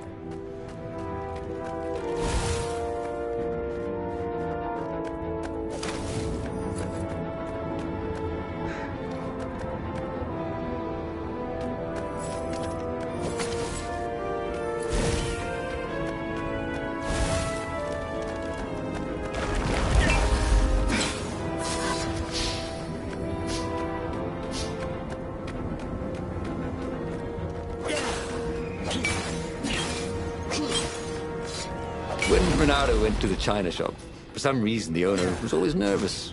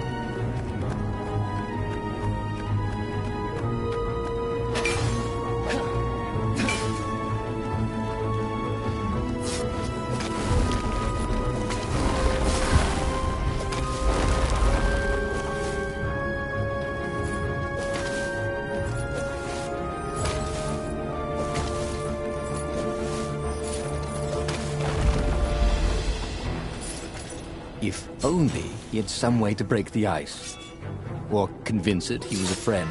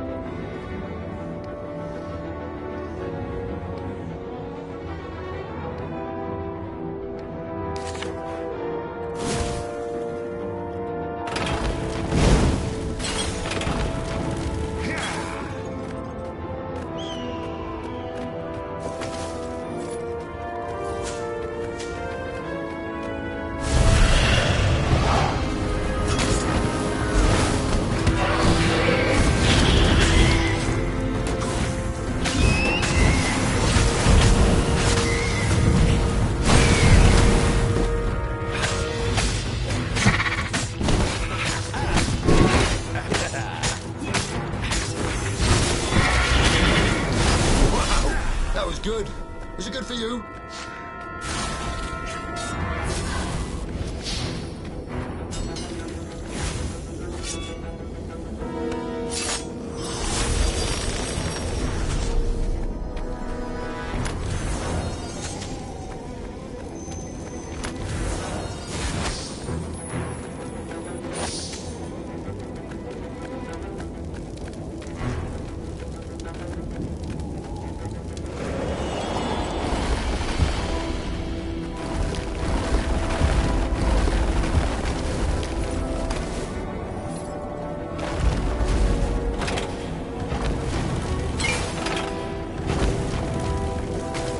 Bernardo wondered what he should do when he found Zenobia. What could he do if she had the Iblis stone?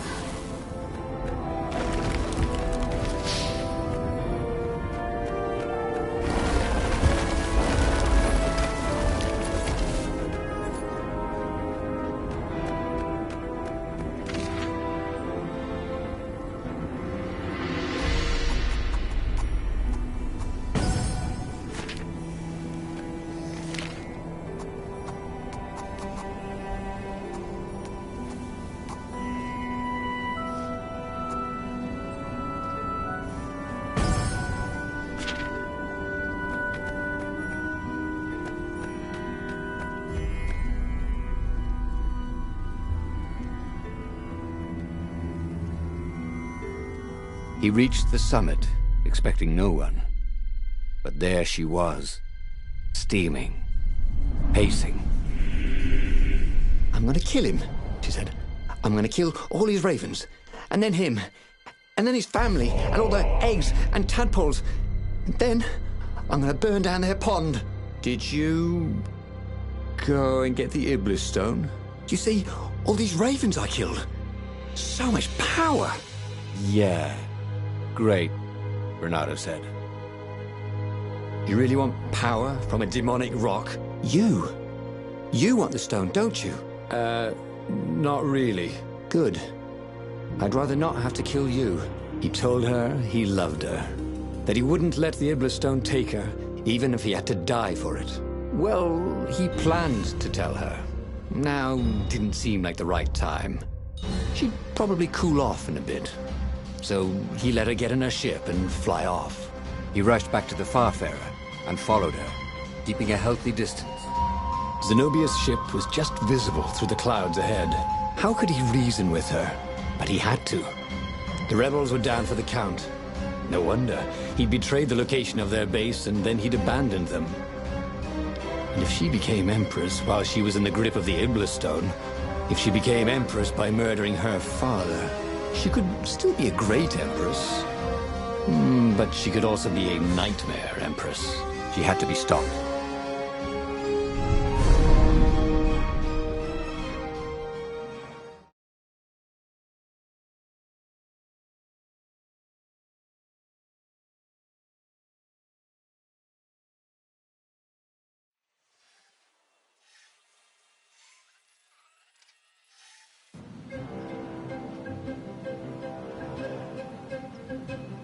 There were more dead ravens along his path, some of them wounded in the back.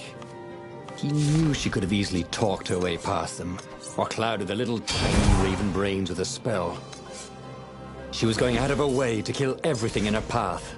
This wasn't Zenobia, not as he knew her.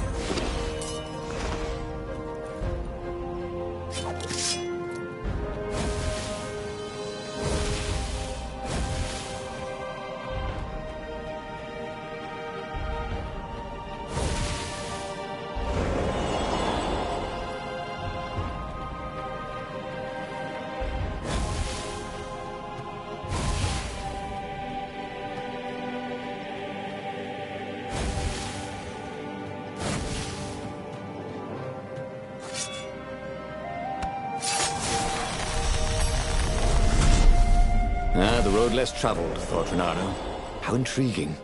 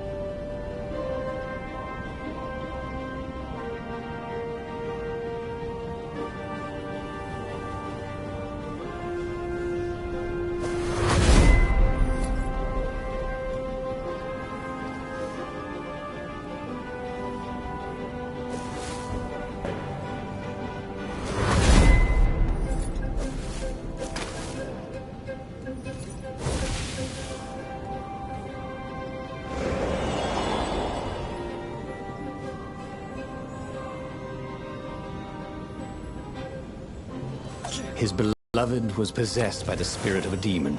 That's what it meant to be a hero. To brave the darkness in your loved one's soul. To have faith there was still good in her. To help her out of that darkness, no matter what the cost. But what? What could he do? She'd kill him if he tried to take the Iblis stone from her.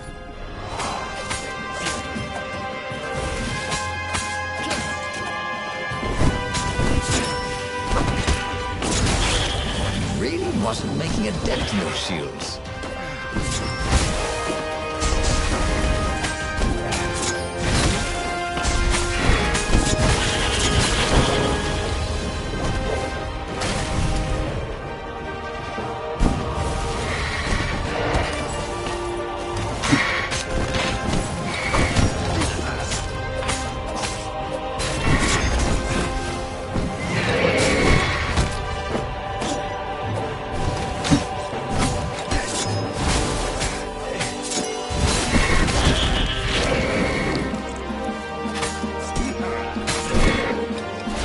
Nothing gets your blood pumping like a bit of killing.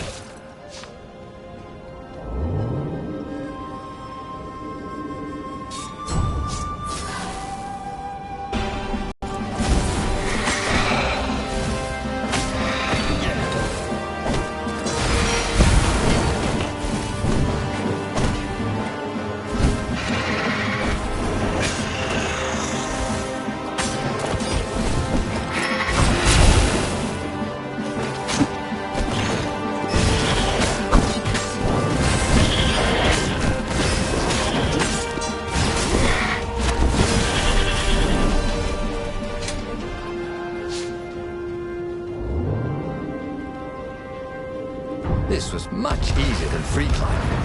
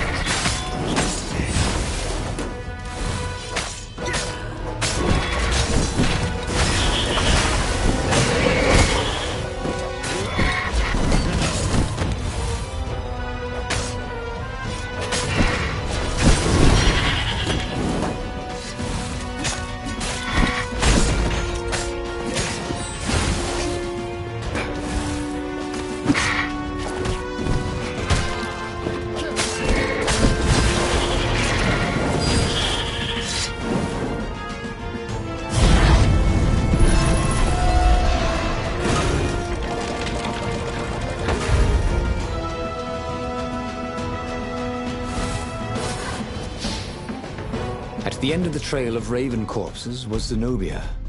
Her father was frantically rigging a strange apparatus wrapped around a glowing core. "Don't do it!" he shouted. "You'll hate yourself in the morning!" "Stay back!" she screamed in a horrible voice he'd never heard before. It froze him in his tracks. The Emperor stared at him. "Run!" he told the toad. "Or hop!" But he didn't manage to voice it, only think it. Zenobia stabbed her blade forward, and His Majesty fell dead. She began laughing hysterically.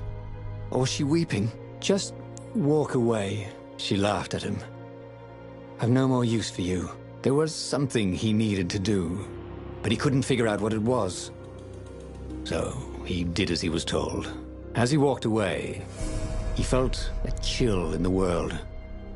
The light in the sky seemed to dim. He didn't dare turn. He had a nagging feeling there was something he should have done just then. Something heroic.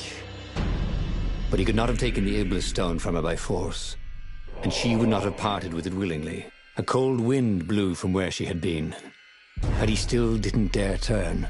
And then, an awful laughter filled the air, and all the torches and all the ships went out, and he realized what he should have done. But by then, it was too late to do anything. Oh, damn it. He lost again, and died. But there was burning Ubar behind him. He still had all his destinies ahead of him. But he'd learned another true thing. Zenobia still had feelings for him.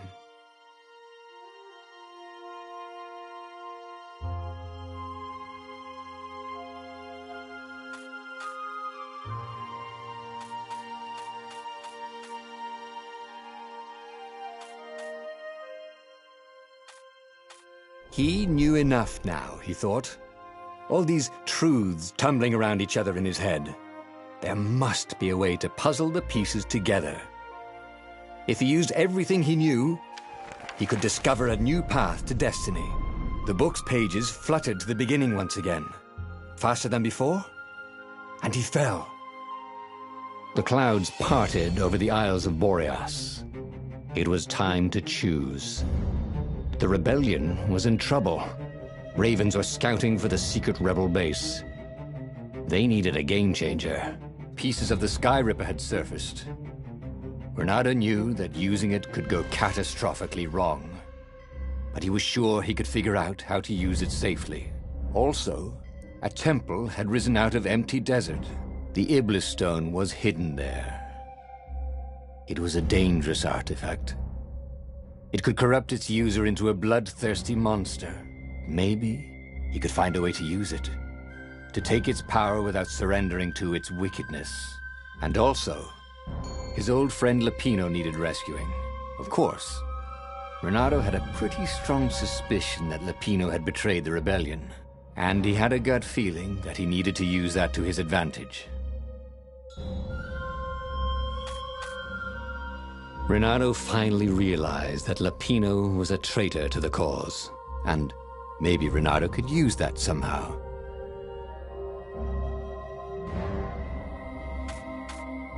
Renato couldn't quite put his paw on when he'd realized Lupino was working for the Empire. He'd never exactly seen Lupino sending coded messages to the palace, but he was sure. The rabbit had been on too many disastrous missions where he was the only survivor, or where he accidentally missed getting on the boat that went down to the abyss in flames. If Renato could prevent Lupino from getting back to the fleet with all the intelligence he'd probably gathered, it might be worth the trip.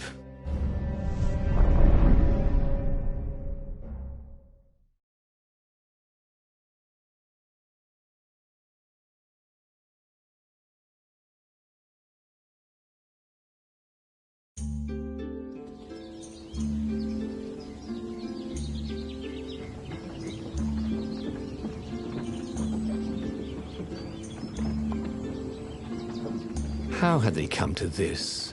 They'd been on so many adventures together. Lupino had talked Renato out of prison at least 4 times, and Renato had rescued Lupino from at least 2 lynch mobs.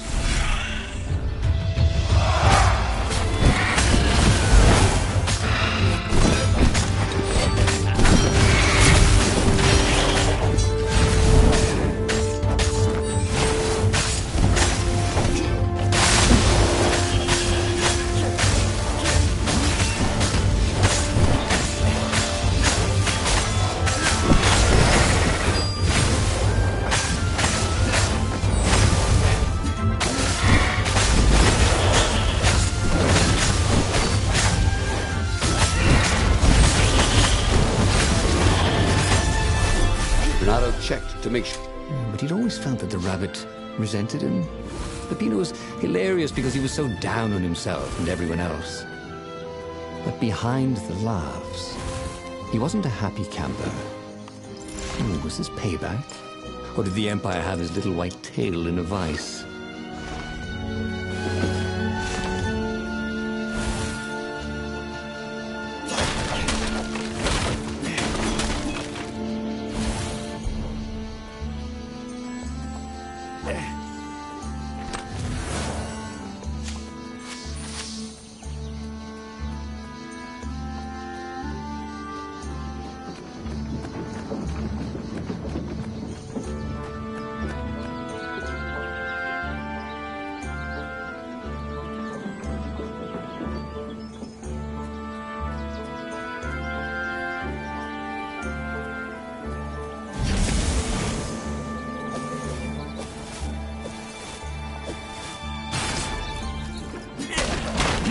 Really sliced like ham.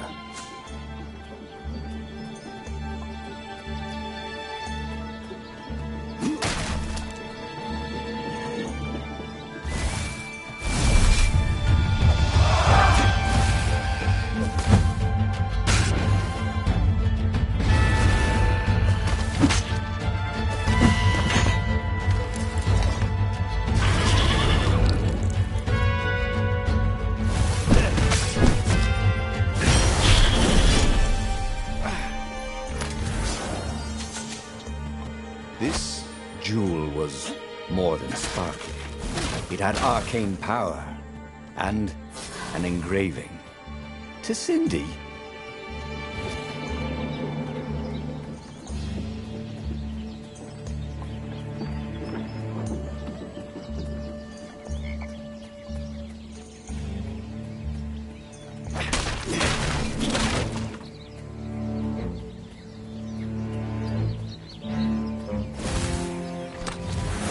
Renato had been to a dungeon once where all the chests had teeth and eyes.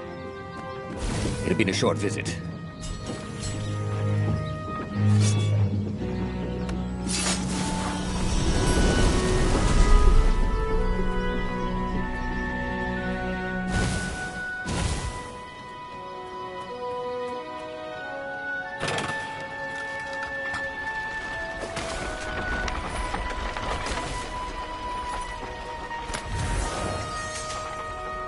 Renato had once invested in a jewel store, but had lost money because someone kept robbing it.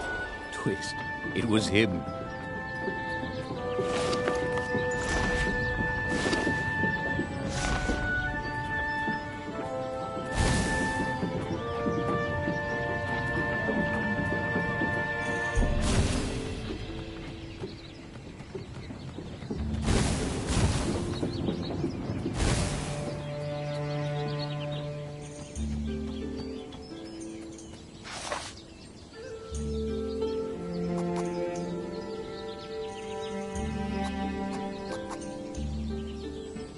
Well, he'd always wanted to do that.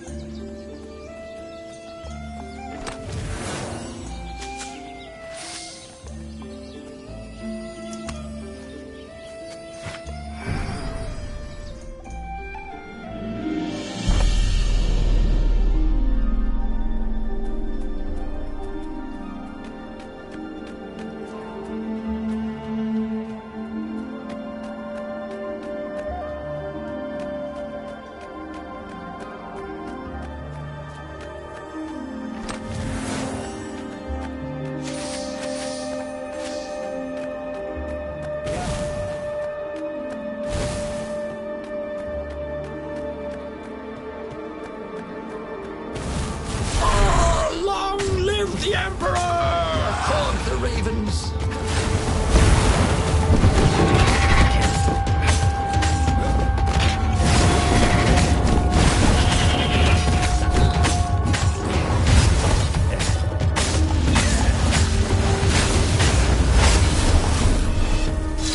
Ravens were landing everywhere from dropships. He'd better get moving.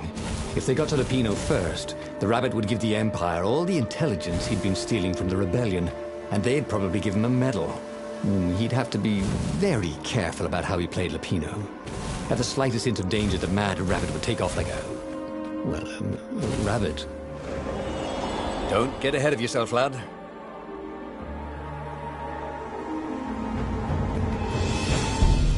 Lupino would betray him.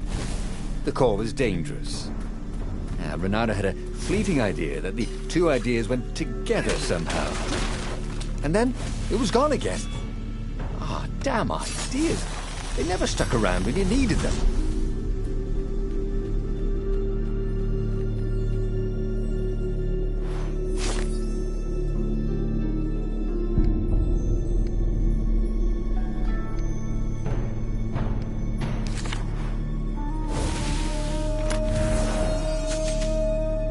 The rock felt hot in his hand. He could feel its secret power.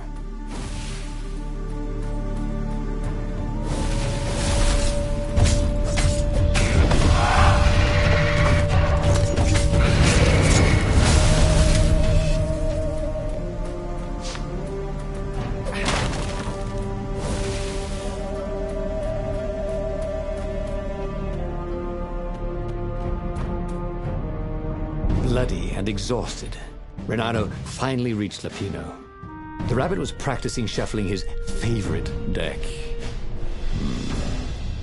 Now that he knew what the rabbit was, there were a few things about him that Renato didn't find so amusing anymore. You sent me an urgent message saying that you're in danger. Oh, I am. The Ravens are coming. Now, I got a clever plan to kidnap Zenobia. Renato wanted to clap shackles on the rabbit and shout, "You're a traitor, and I'm not falling for it." But if there was one thing Renato was sure of, it was that the core of the Sky River was dangerous mostly to its user. If he could put it in the Emperor's hands, old Isengrim III might blow himself and his fleet up with it. Yes, that was it.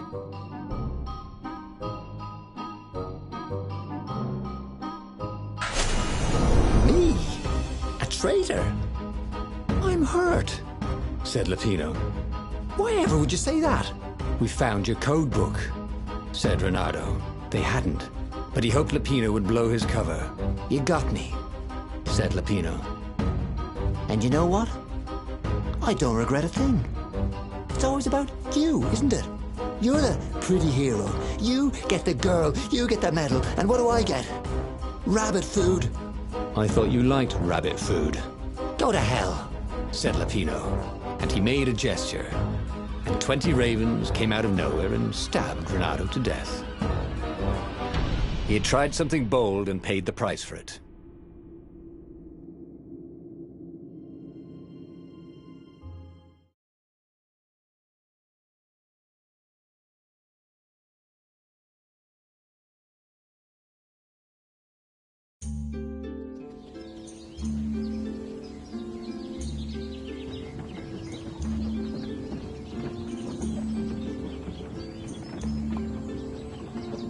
How had they come to this? They'd been on so many adventures together.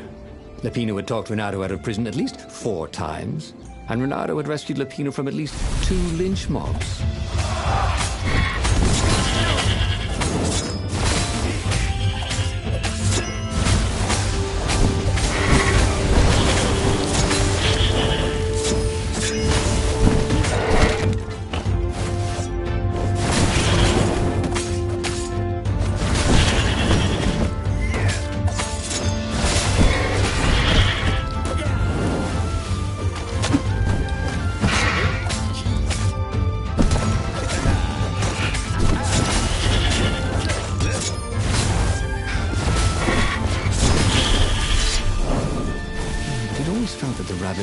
Resented him.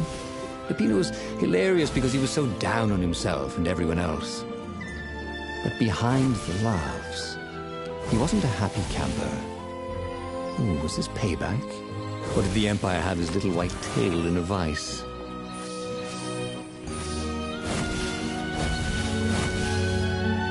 You couldn't go sticking jewels in your gauntlet just anywhere. What if you dropped one and broke it? Luckily, there was a bench right here.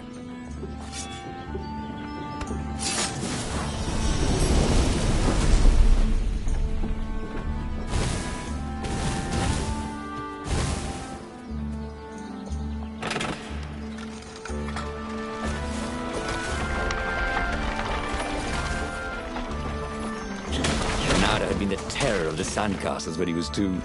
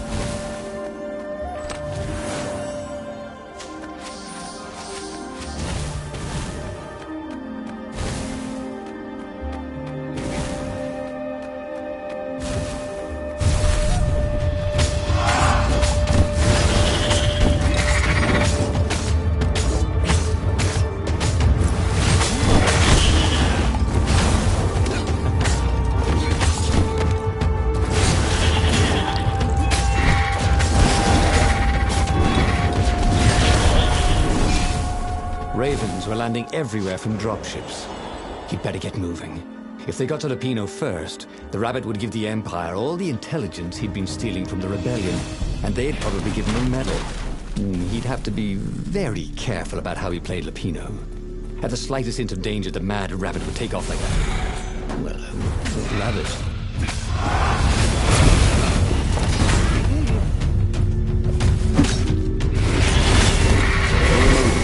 And I wish that somebody had been watching.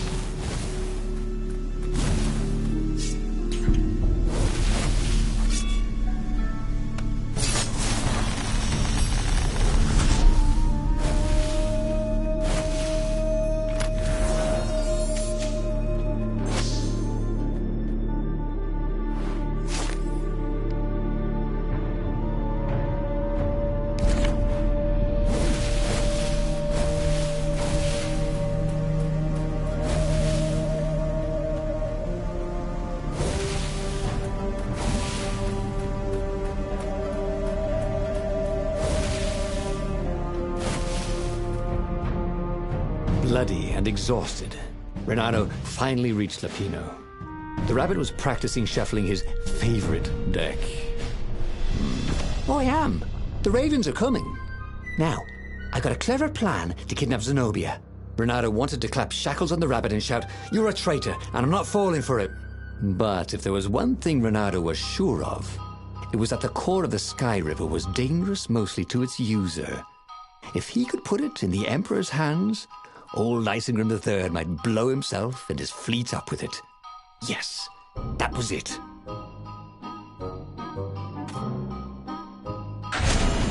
Renato felt like a real hero, brave and smart. He told the Rabbit all about the Sky Ripper's God's Eye core. "I'll go get the core while you attack Zenobia," he told the Rabbit. Oh, wait, I've an even better idea. I'll get the core and you attack Zenobia, said the Rabbit. "Right, yeah, that is better," agreed Renato. Perfect. The traitor would make sure the Emperor got the core. Now Renato just needed the Emperor to use the core. If he could only get something that the Emperor wanted very badly. Zenobia. He could save her and bait the Emperor at the same time.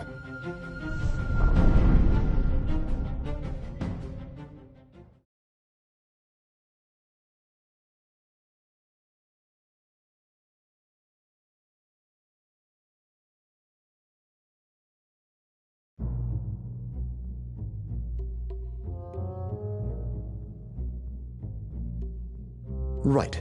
Now, all Renato had to do was fight his way through Zenobia's invading troops, sneak onto her ship and into her bedroom, and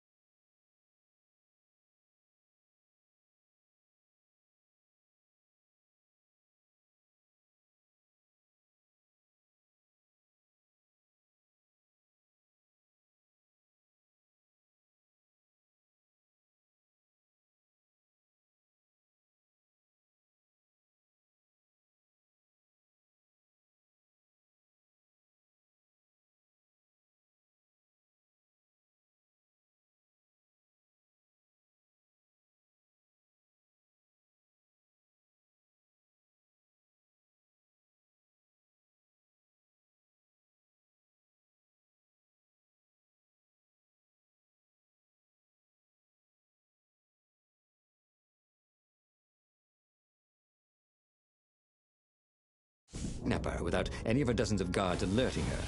Then he would rely on her love for him to convince her how evil her father was, so she'd run away with him instead of going back to her father, who was going to blow himself up. It did sound a little risky.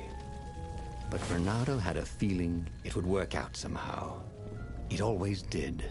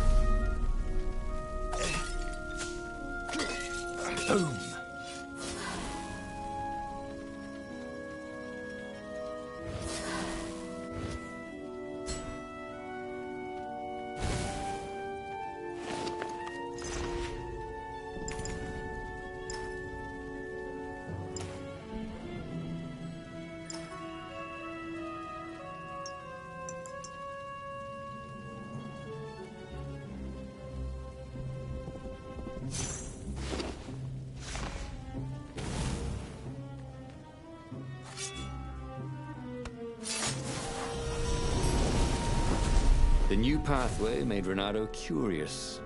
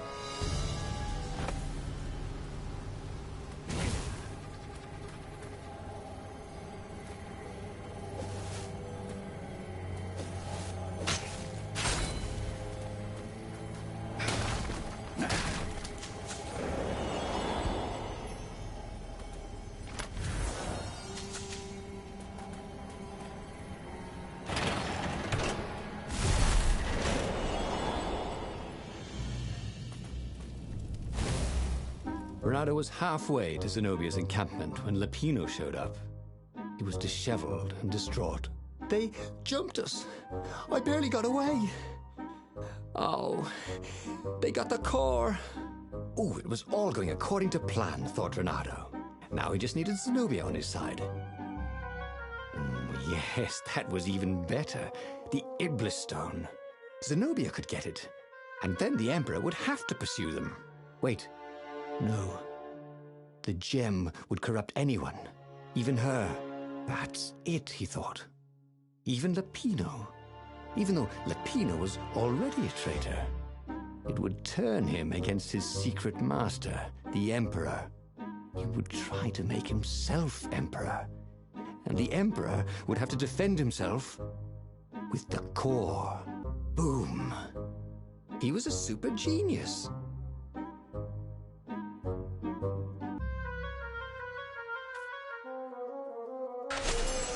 This is terrible, Bernardo told the rabbit. If only I had gone for the Iblis Stone. But now it's lost in enemy territory. He handed Lupino a map. It gives the bearer so much power. We can only hope the Emperor never finds it. What was that? Said Lupino. I think someone's following us. I didn't hear anything. Rabbit ears. You go on ahead. I'll check it out. And with that, Lapino hopped off with the map.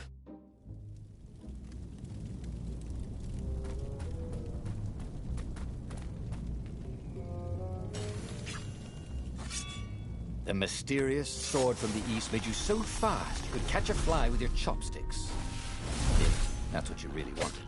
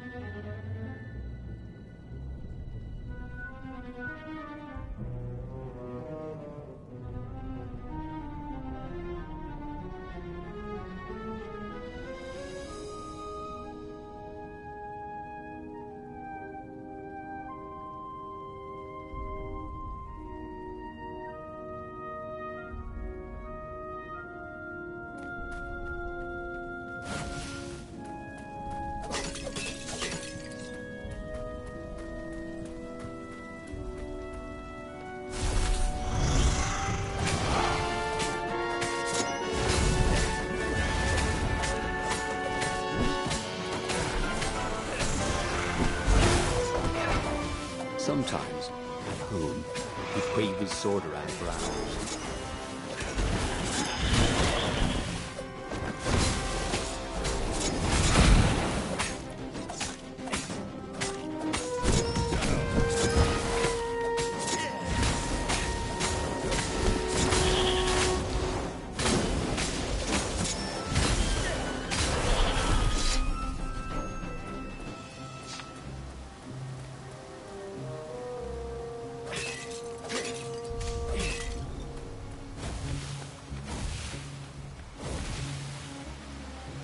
Renato slinked through Zenobia's ship, making no sound at all. She was curled up on her bed. He'd forgotten how beautiful she was, how sleek, how soft.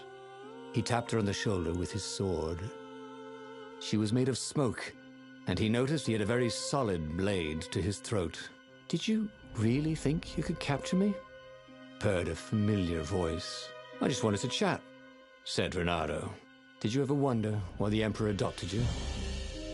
He needs a sacrifice, someone who truly loves him, to make a bargain with the lost gods."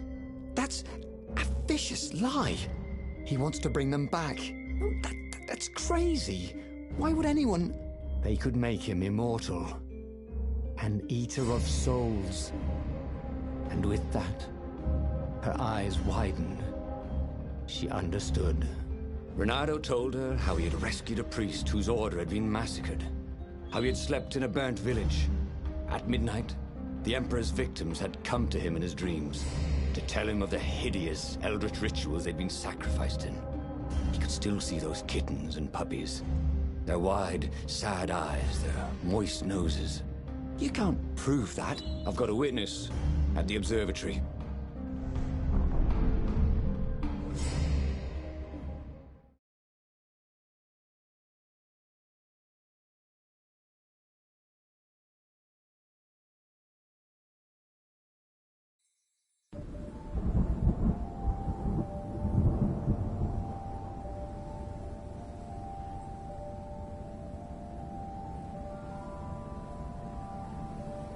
He couldn't tell her, not yet, why he was really here.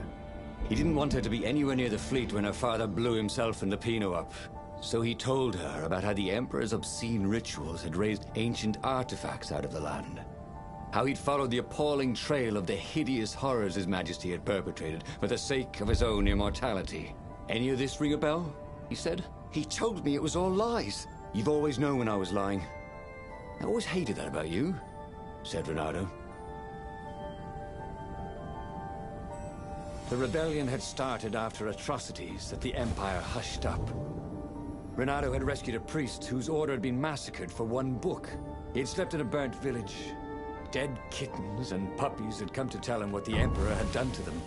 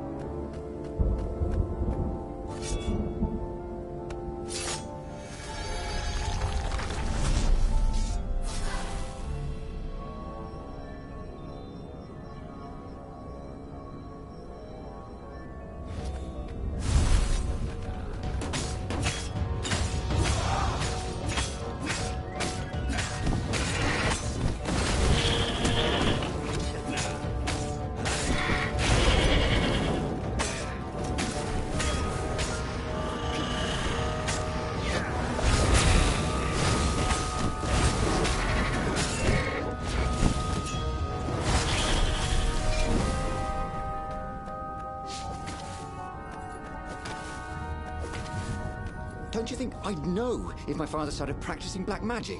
Why? Would you join in? No. I'd destroy his books and I'd... Oh, God. Okay, you're not completely wrong. They've resurrected one of his victims. Well, look, look, it's not exactly alive, but it can talk. A true witness, she said.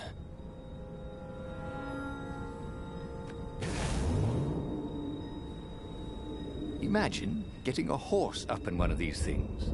It would be cursing a blue streak.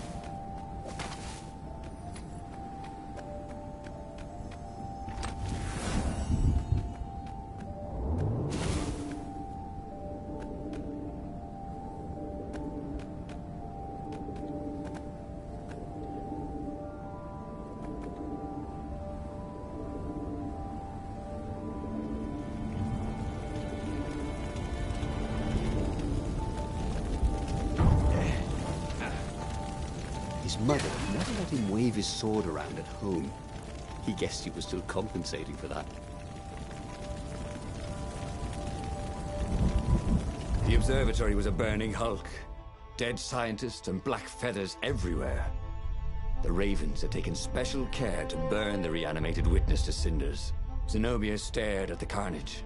He didn't want me to hear the witness, did he? I guess not. What's your plan? She asked. So, Renato explained his brilliant gambit. Sending Lapino to get the Iblis Stone, become super powerful and corrupted, provoke the Emperor into using the core against him, thus blowing up both of them, and hopefully the fleet too. Let me visit your council, she said, shaken. I want to help. Could he really trust her?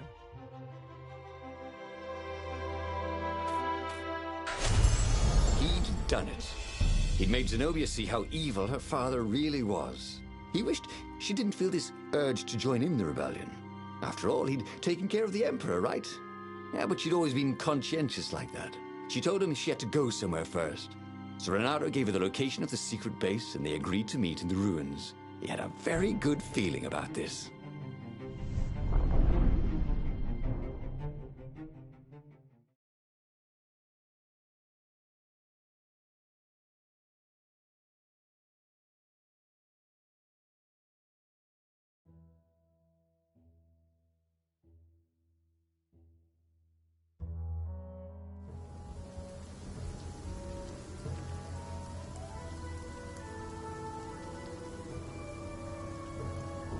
What had Zenobia gone off to do? What was more important than meeting the rebel council? Had he made a mistake, sending her to the ruins? No. He knew they could trust each other. He could trust her because she never broke her word. And she could trust him because she could see right through him. Well, she'd probably be there well before him. She at least didn't have to fight her way through rainstorms of ravens.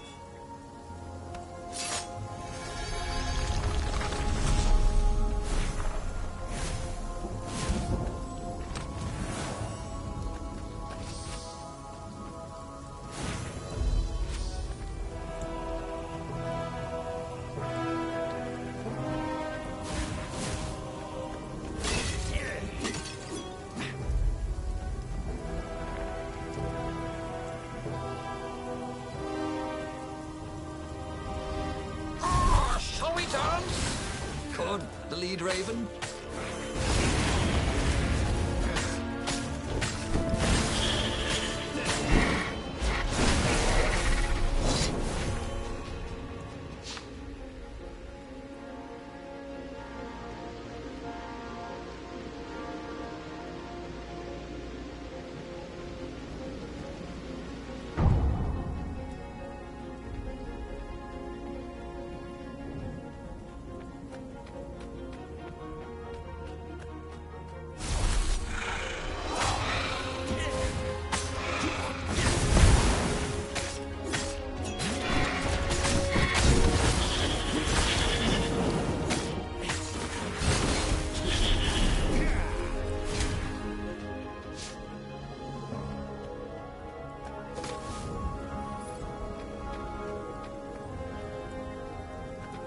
I need more materials, thought Renato.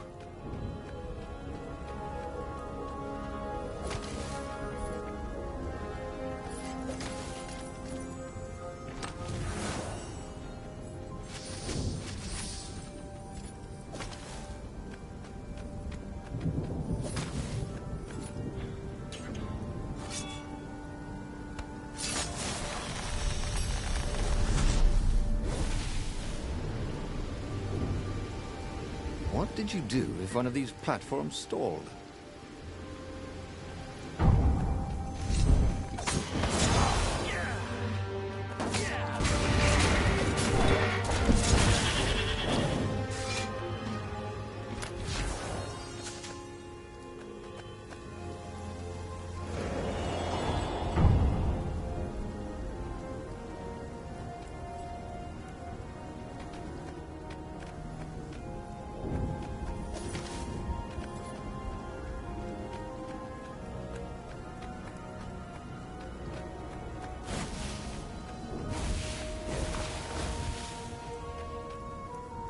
As he came around the bend, there was Lapino, unconscious on the side of the path. And Renato could smell a familiar, sweet, smoky scent. Who? Zenobia. It had to be. She never used a combat spell when she could use drowsy gas. That meant she had the Iblis Stone. What would it do to her? She hated her father now. She'd kill him for sure. The Council wouldn't mind if she killed the Emperor, but murdering her father would destroy her. He had to get to whatever ledge she was on and talk her down from it.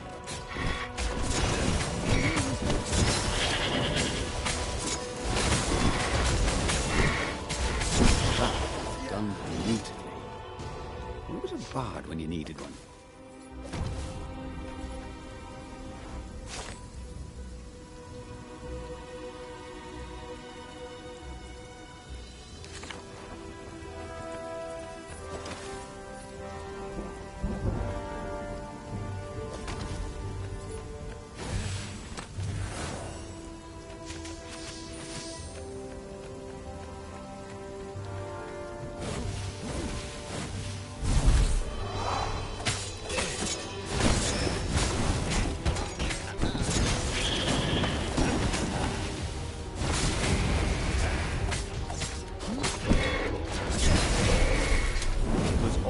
Coming back to him. He wondered what he'd remember next.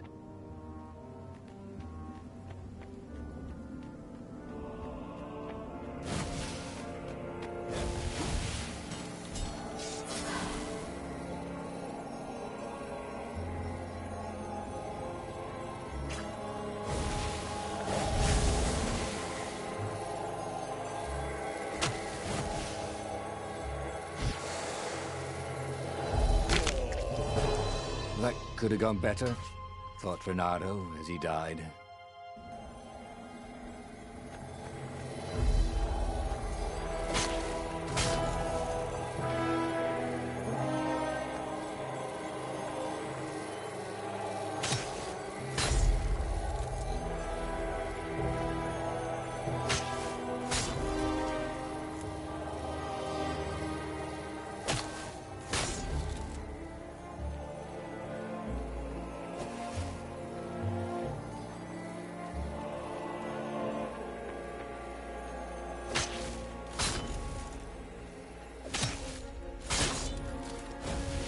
Say goodnight, Gracie, said Renato, wondering who Gracie was.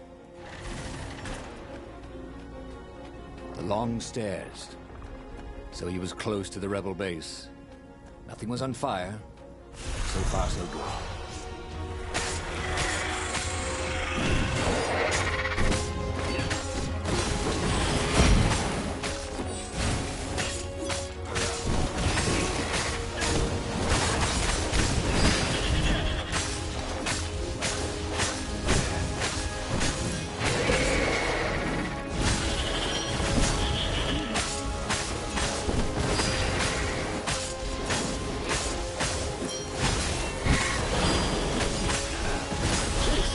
Within your aerobics trays. Am I right?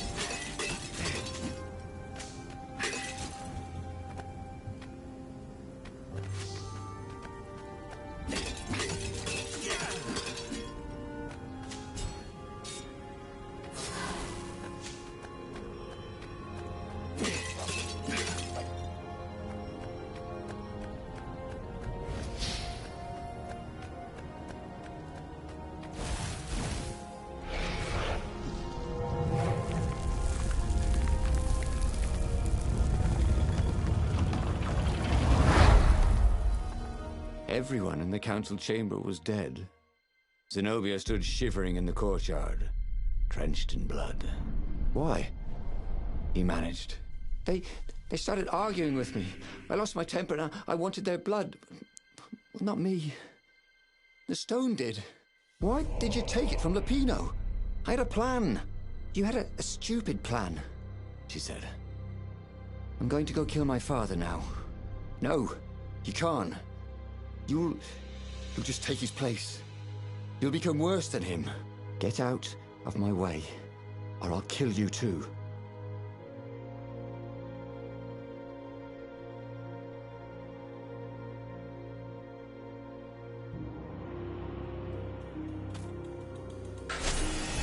You won't kill me, he said. And I won't let you kill the Emperor. Enraged, she raised the sword.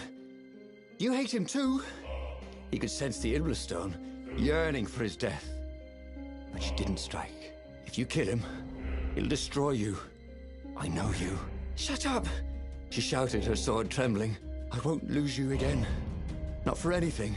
Get away from me, he said, and he was very close. I can't lose you again. And he was in reach of her sword now. I hate him! I hate you too! I love you, he said for the very first time. And then she was weeping. He was holding her. The sword had dropped from her hand. He glanced at the Iblastone. It was no longer the black of the void. It looked like coal. No. It glowed, like a cinder. It was crackling, burning, crumbling into ashes. You've always loved me, haven't you? She said. She was weak. The stone had taken so much from her. Always, he said. She staggered as he helped her up. Let me take you away. Where? The island of Avalon. The sisters will heal you. He'll follow us. Then we need the Farfarer, the fastest ship in the Empire.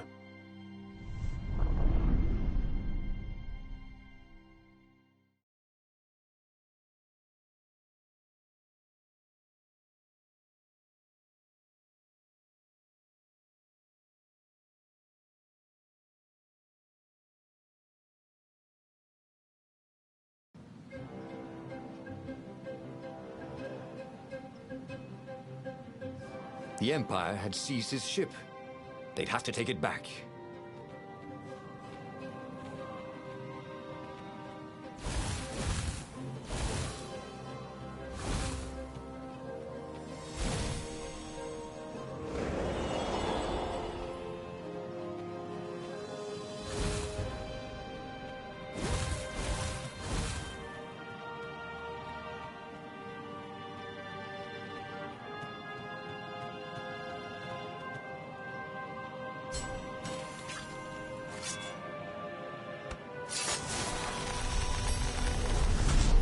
What's behind door number 2?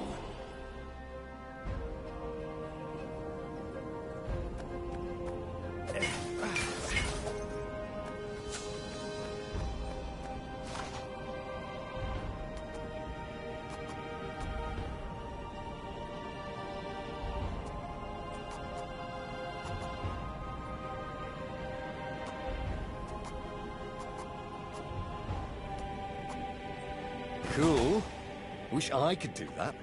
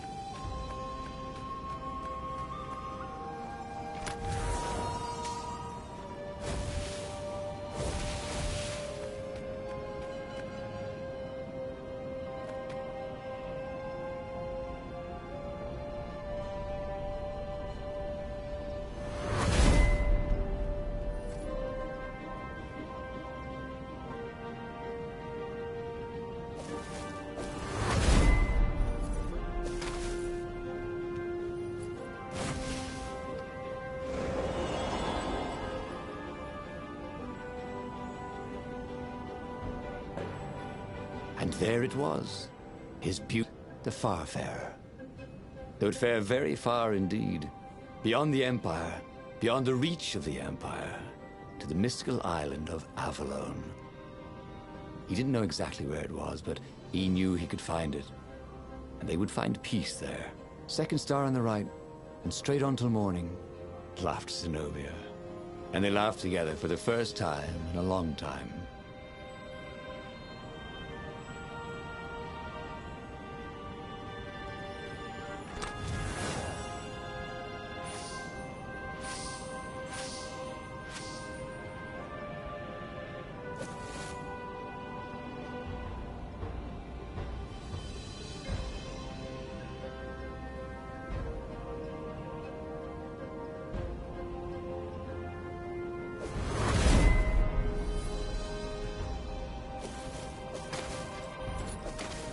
Hey, there's a couple of red spots on your feathers. Oh, wait. Not yet.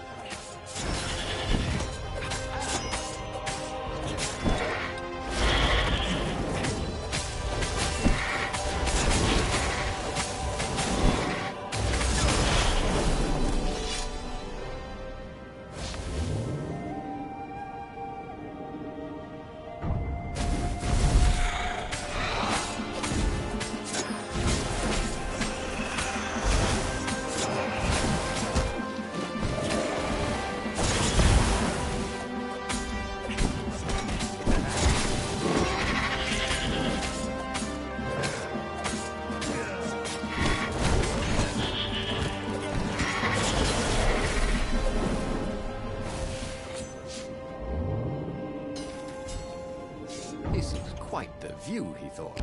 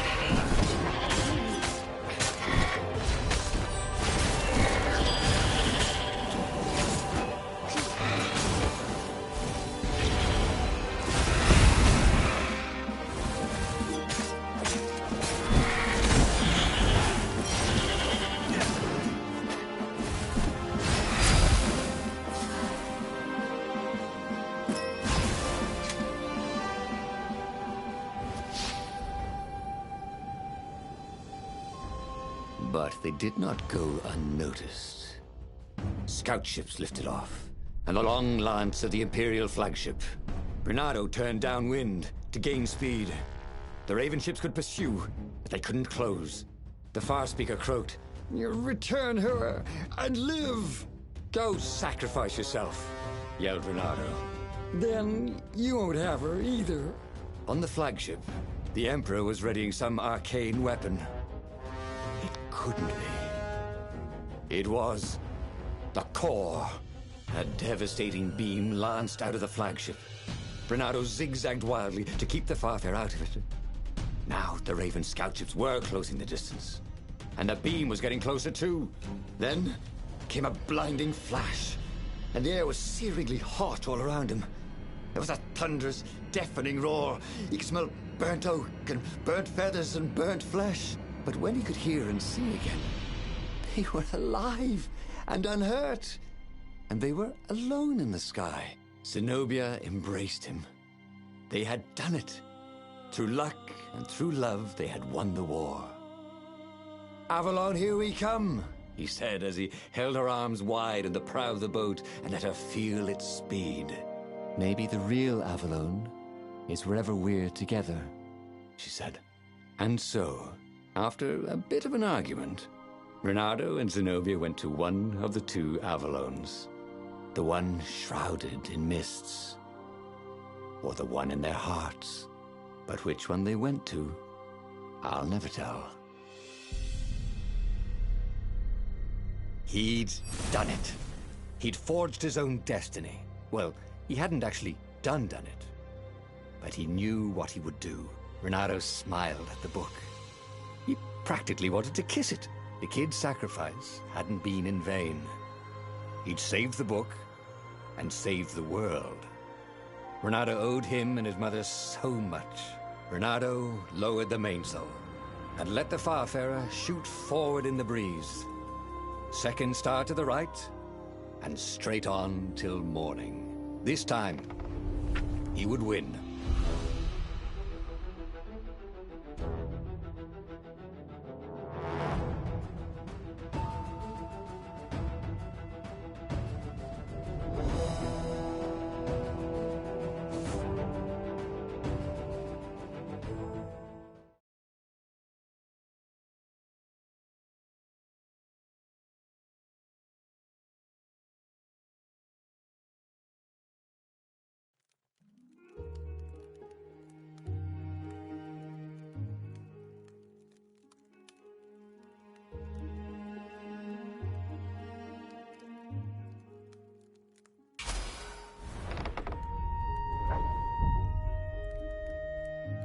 The clouds parted over the Isles of Boreas. It was time to choose. The rebellion was in trouble. Ravens were scouting for the secret rebel base. They needed a game changer. Pieces of the Sky Ripper had surfaced. Renato knew that using it could go catastrophically wrong. But he was sure he could figure out how to use it safely. Also, a temple had risen out of empty desert. The Iblis stone was hidden there. It was a dangerous artifact. It could corrupt its user into a bloodthirsty monster. Maybe he could find a way to use it, to take its power without surrendering to its wickedness. And also, his old friend Lupino needed rescuing. Of course, Renato had a pretty strong suspicion that Lupino had betrayed the rebellion, and he had a gut feeling that he needed to use that to his advantage.